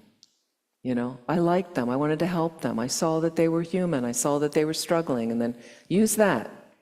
Use that over and over. And how dear and precious they are, because they show you your mind. They show you the work you have to do. Right? I know it's uncomfortable. But that's Dharma practice, is dismantling your delusions and the negativities in your mind is uncomfortable. It doesn't feel comfortable. It's easier to kick back, have your ice cream, watch your videos, binge your shows and stuff like that. But later you feel dull from that. Most people tell me they don't feel great from that. They know they're wasting time. So step it up a little, make the effort, and then check how you feel after doing a practice. And you try. So one of the most powerful things we can do right now, and it's hard, it's not easy, is I find doing Tonglen practice, giving and taking meditation, is sometimes the only thing I can do some days. Like I see a thing in the news, I can't understand how somebody could do that to someone else. You know, it's so overwhelming. But instead of letting it topple me, where I'm fearful and scared and angry and hurt and I can't do anything. Now, take your time to, sometimes I feel those things, and I just acknowledge with mindfulness, you know, boy, does this suck. Or I can't imagine what it's like for these people, or how do they go on? And you can always relate some of it to people in your own lives. Everybody's lost somebody. If you're on planet Earth, everybody's lost somebody. Now, maybe not in an overtly a horribly tragic way, but a lot of people have. You know, whether it's addiction, some people have suffered, they've lost people that way. Suicide, some of us lost people that way. Sometimes murder, believe it or not. You know, there's things that have happened that you did not expect, did not count on. And sometimes just an end-of-life death is very traumatic based on what illness the person has, right? And that's really hard, to watch your loved one go through pain and seizures and things like that, okay? So you have the moment, the mindfulness of this sucks, this is horrible. And we've been caretaking people sometimes where you're really done, you're exhausted from caring for somebody and just seeing what they're going through, and you feel like I don't have any more. I don't have any more to give, and I don't think I can go to the hospital tomorrow. And sometimes we're there. That's human. That's where we are. So you take a break, self-compassion, do what you need to do for yourself, and then when I can, I'm ready to show up again. I have to. So Tonglen sometimes really gives me, I'm home on my own peaceful space. You can do it in a workspace if you need, just a couple minutes. I've done it in bathrooms at offices where I worked. Just needed a little composure and needed to kind of get things oriented. 2-3 minutes, good enough. You know, where you have more time. So, and what you're doing is you're taking the suffering of others. People say, why do I want to do that? Okay.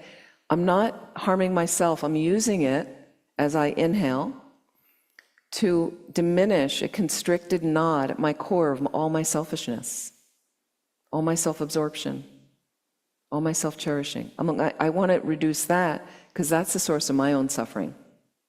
Okay? And as I diminish that, I have a bigger spaciousness to offer all my virtue, merit, goodness to all the other beings.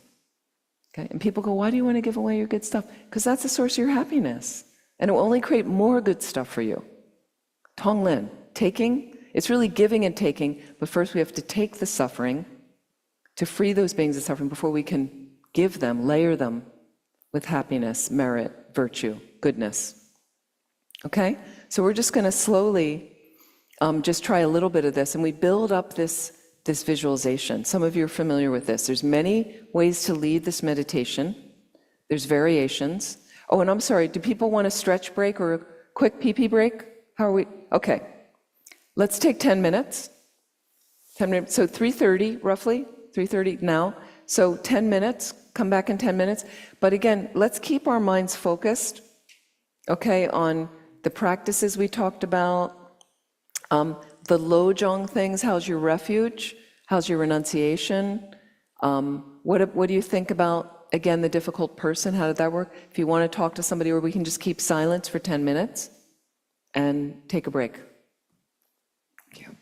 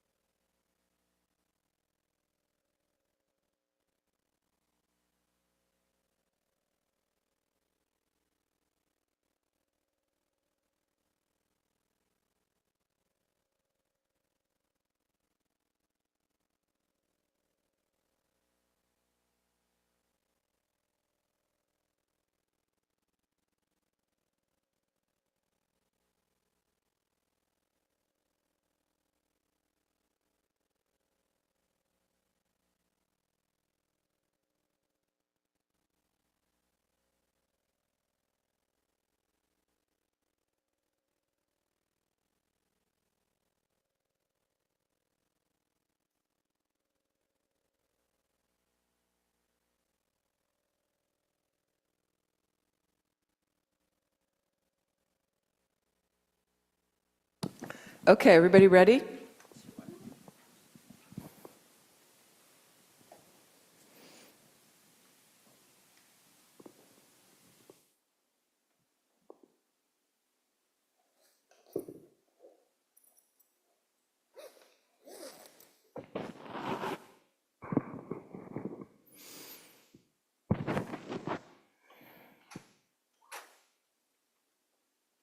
So Tonglen meditation.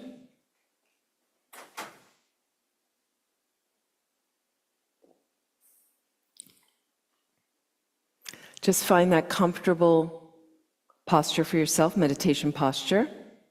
And again, I didn't explain this, most of you are familiar, but I didn't talk about the hands, okay? And people have issues with the hands. They technically, Lama Zopa Rinpoche style, it's right against the body at the navel. The thumbs are pressed together. The arms actually go out. So the arms are reminiscent, okay? Method and wisdom, like wings of the bird. Okay, so you might say, but it kind of tweaks my shoulders and stuff. So kind of imagine your shoulder blades going down your back, some extension, like that. And the reason the thumbs are pressed together, it's not like this. It's just one variation. People want to sit in a yoga posture like that, but this is Lama Tsongkhapa tradition of what has been effective for people in meditation.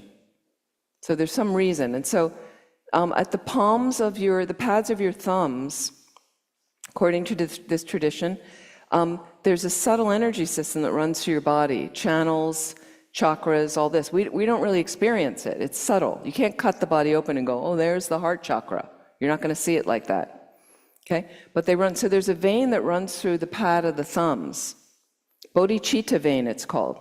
So when you press them together, it's supposed to counter delusion, shut off delusion, a little bit more delusional, imbalanced states of mind in your consciousness. Can help like that. Some people say it's an opener for the heart chakra, opens up the heart a little. So there's some effect it has, but we're so gross now, and I'm not really referring to all of you, but it's just we exist on a grosser level, so we're not aware of any of that. But again, you can experiment. So that's why, and they're right against the body. It's not in your lap slouching.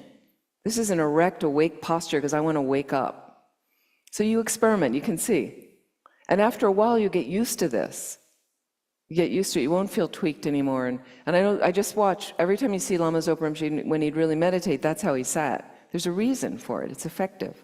Supports meditation, and it kind of gives you this thing of like, okay, well, yeah, we're meditating now. All systems are firing.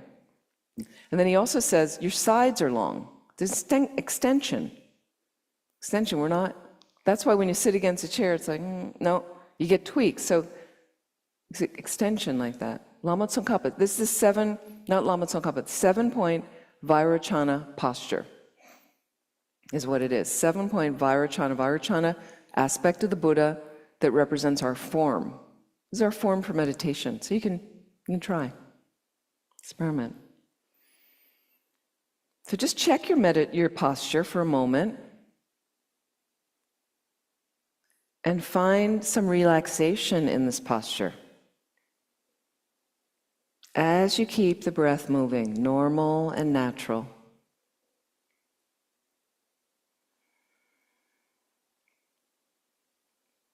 We're just going to do a brief, very brief Tonglen that I think would be nice because we can very slowly extend all these things. We'll just do a little briefer. When you have more time, you can do it a little bit more slowly.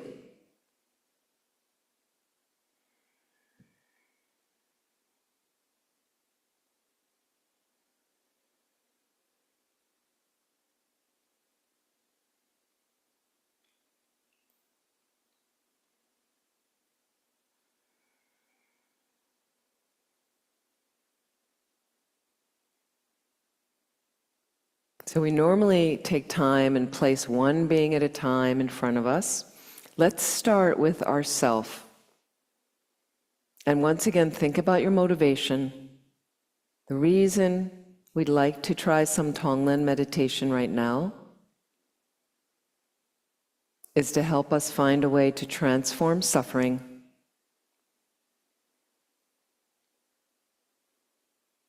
to increase our compassion, our compassionate heart and mind, to help us move along a path to Buddhahood so we can benefit all living beings. It's for that purpose we'll do this Tonglen meditation right now.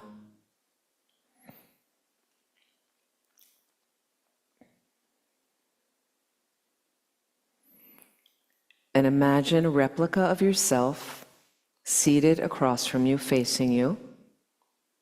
Just try to visualize as best as you can.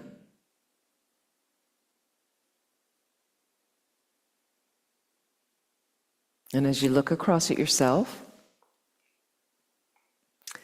think about the ways you suffer, generating the mind of this great wish of wouldn't it be wonderful if you were free of that suffering?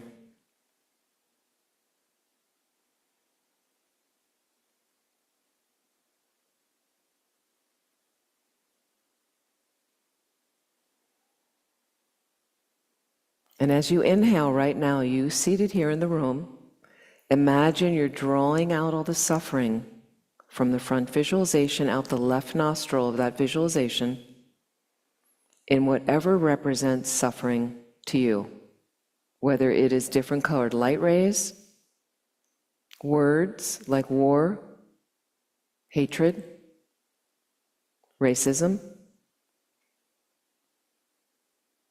animals that can kill you, plants that are poisonous, poisons, environmental toxins, whatever it is, clouds of that coming out. You inhale, you seated here in the room, inhale through your right nostril. Doesn't harm you, but it goes right to the center of your core where there is a constricted knot of all of your self-cherishing. And it purifies, diminishes that, which forms again and again as we continue to take the suffering. Just focus on the taking for a moment.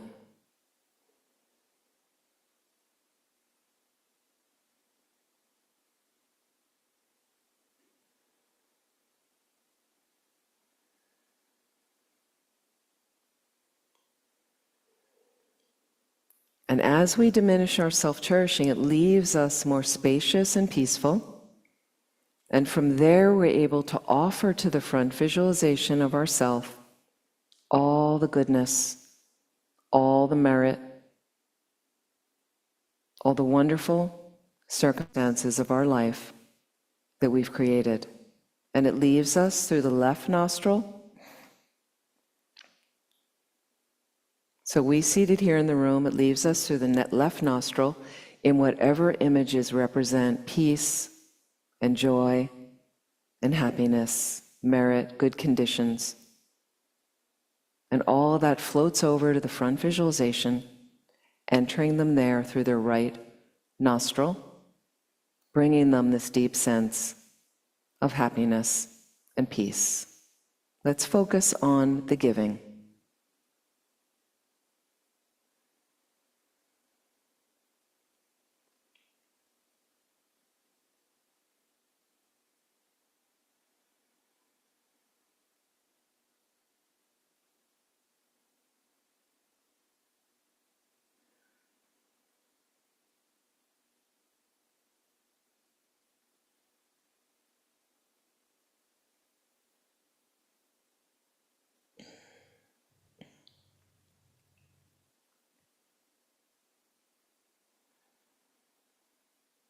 And putting it together, taking and giving.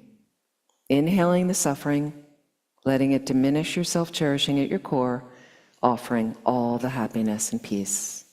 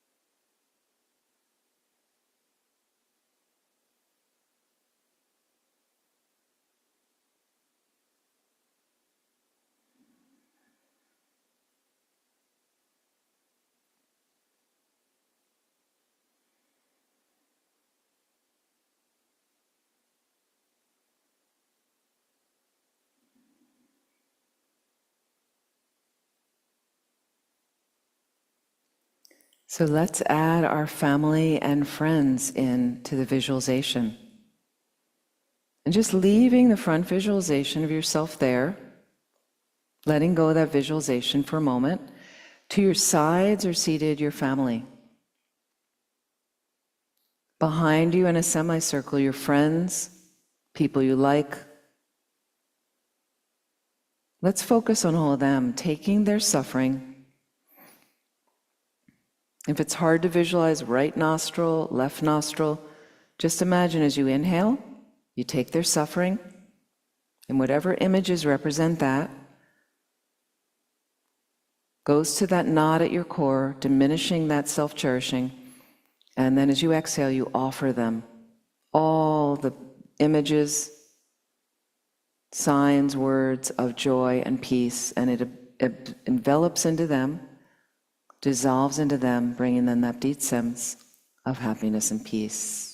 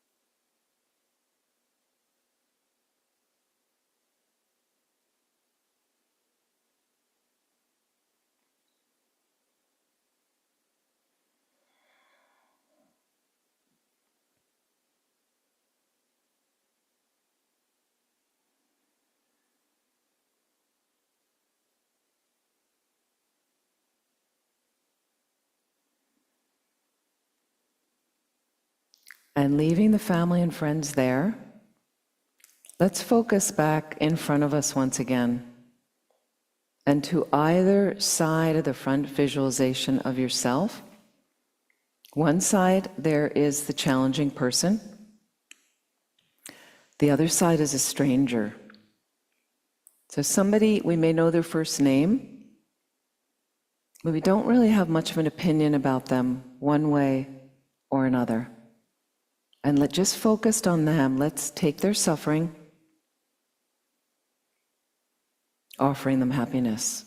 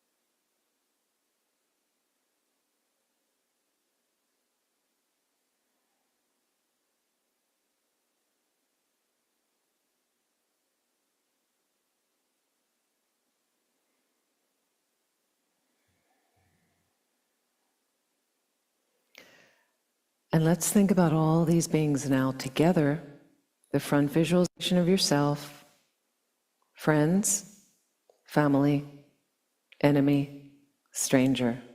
Let's do this Tonglen practice now with all of them in mind together, taking their suffering as you inhale, letting it diminish and purify your self-cherishing, and offering them happiness, joy, peace.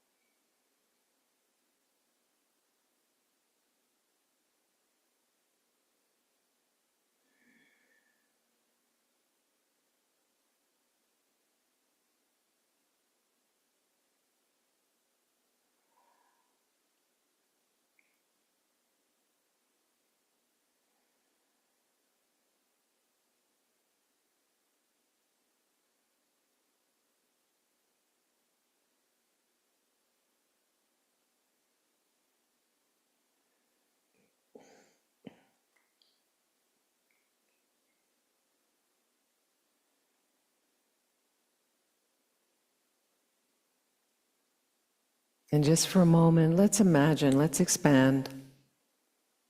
Can we just increase beings in this room and all the community of Kadampa Center? And stretching out all the people in North Carolina and all the people on the East Coast of the States, all the people in the United States, and further, expanding out, expanding the limits of our consciousness to embrace all the beings in the world, taking their suffering as we inhale, letting it purify our selfishness, self-cherishing. We offer them all the peace, happiness.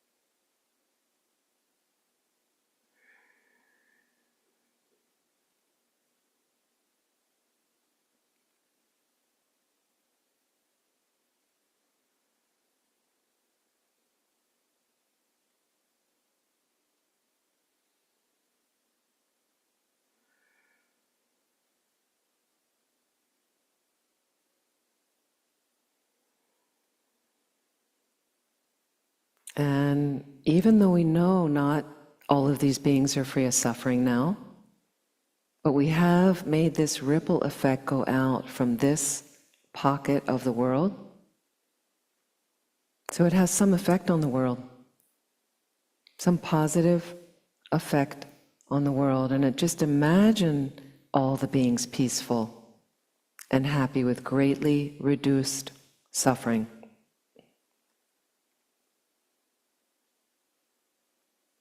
And slowly allow all of them to dissolve back into the space from where they came, leaving you with the front visualization of yourself in the space in front.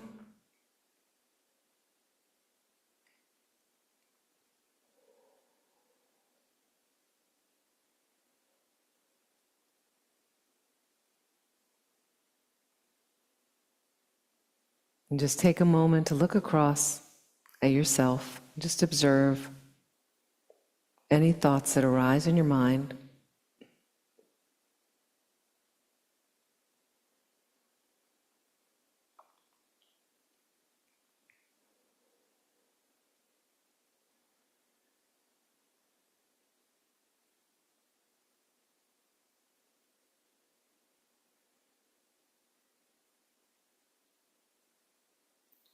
And let's just send these wishes of loving kindness to ourselves. Just think, as light rays cascade out of your heart, you seated here in the room, beautiful, loving light rays over to the front visualization of yourself, enveloping that being with immense loving kindness. As it melts into the heart there, and just think, may you be happy. May you be healthy. May you be free from suffering. May loving kindness manifest throughout your life.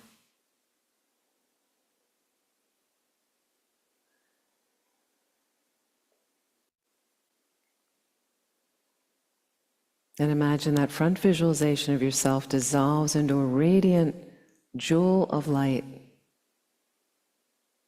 comes to your crown and dissolves into you, full integration. All your good qualities. Let's breathe in and send these wishes to ourselves. Just think, may I be happy. May I be healthy.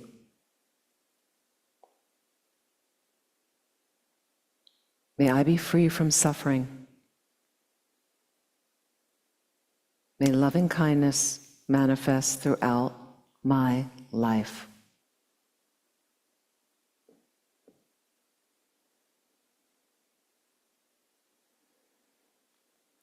And may we dedicate whatever positive energy we've created from this meditation,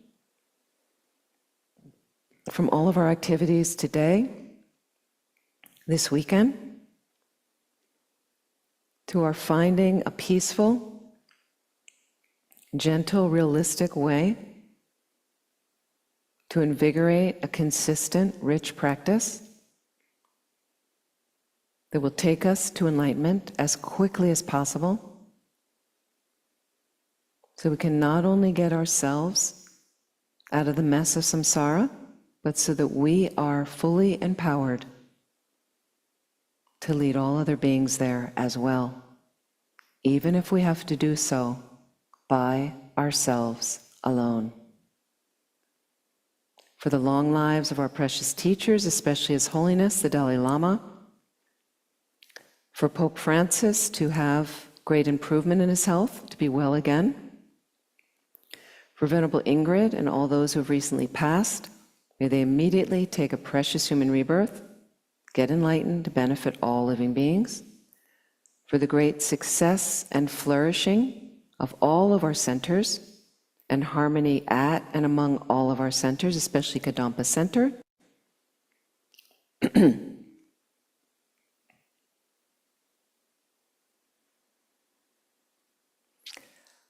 for all the wars over the planet to be ended immediately, and for all the suffering beings, may they find a way out of their suffering instantly to ultimate happiness. Gewadi nududa lamazam gejugune jowaji kyamalupa de salago parjog Janjus and children boje ma ke panam ke gyurjik ke panyam pa me payang kane kandu belwajog.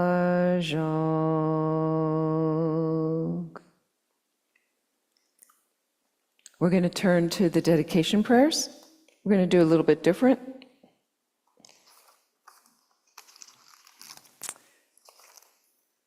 Page 235, Gold Prayer Book. We're going to read these in English. I just did the first two in the phonetics.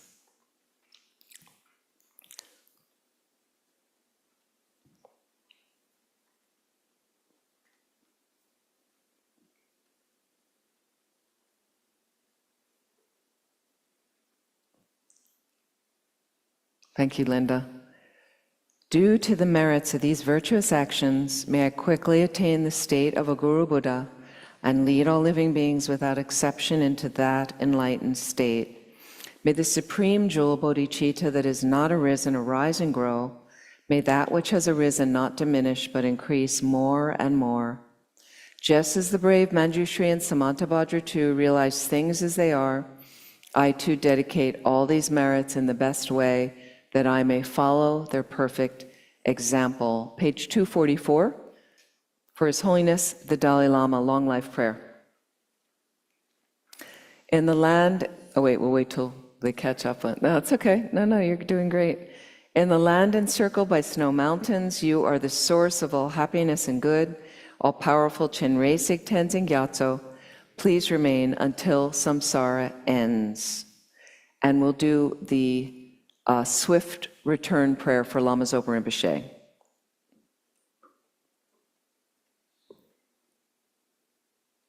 Peerless teacher and assembly of the children of the victorious ones, Shravakas and Pratyeka Buddhas, victorious Losang father and sons, along with the lineage masters, all the objects of refuge of the infinite lands, please bestow the virtue and goodness of accomplishing this prayer here and now.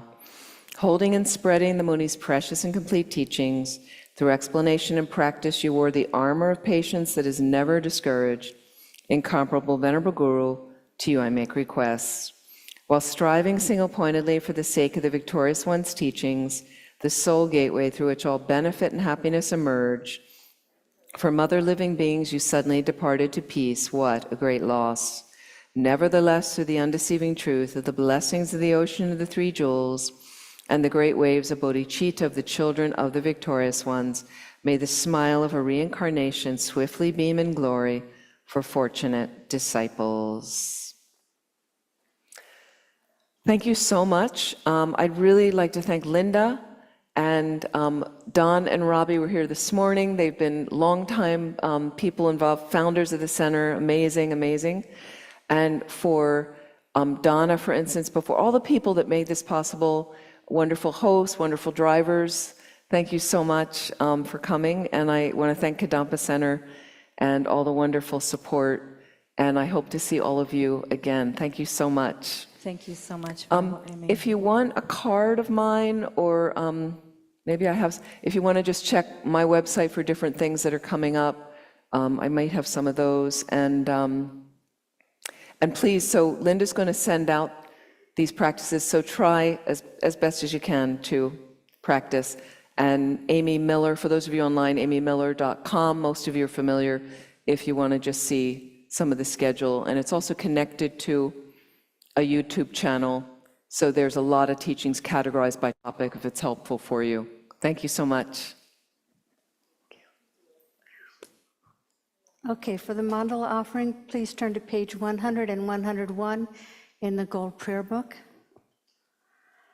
Saji Buki Chukshing Metog Tramri Rabling Ji Nide Gen Padi Sangye Jingdu Mikte Uwa Idro Kunam Dak Jingla Chu Parshok Jetsun Lame Kute Rabten Ching Nam Katrin Le Chok Chur Ge Padang Lo Zong Tenpe Trun Me Sasum Gidro Wemun Sel Talk to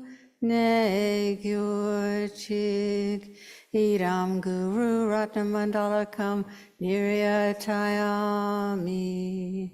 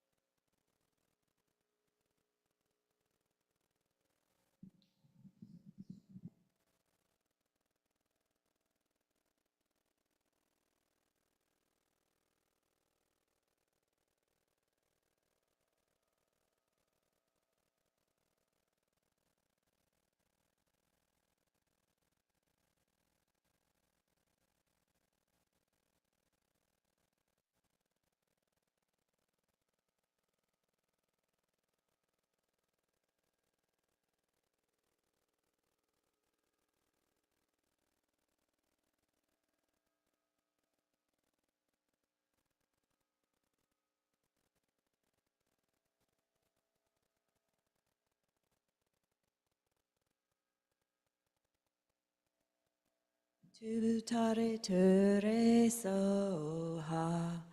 Om tare tu ture soha. Om tare tu ture soha. Om tare tu ture soha. Om tare tu ture soha. Om tare tu re soha. Om tare tu re soha. Om tare tu re soha. Om tare tu re soha. Om tare tu re soha. Om tare tu re soha. Tare tu re soha. Om tare tu re soha. Om tare tu re soha. Om tare tu re soha. Om tare tu re soha. Om tare tu re soha. Om tare tu re soha. Om tare tu re soha. Om tare tu re soha. Om tare tu re soha. Om tare tu re soha. Om tare tu re soha. Om tare tu re soha. Om tare tu re soha. Om tare tu re soha.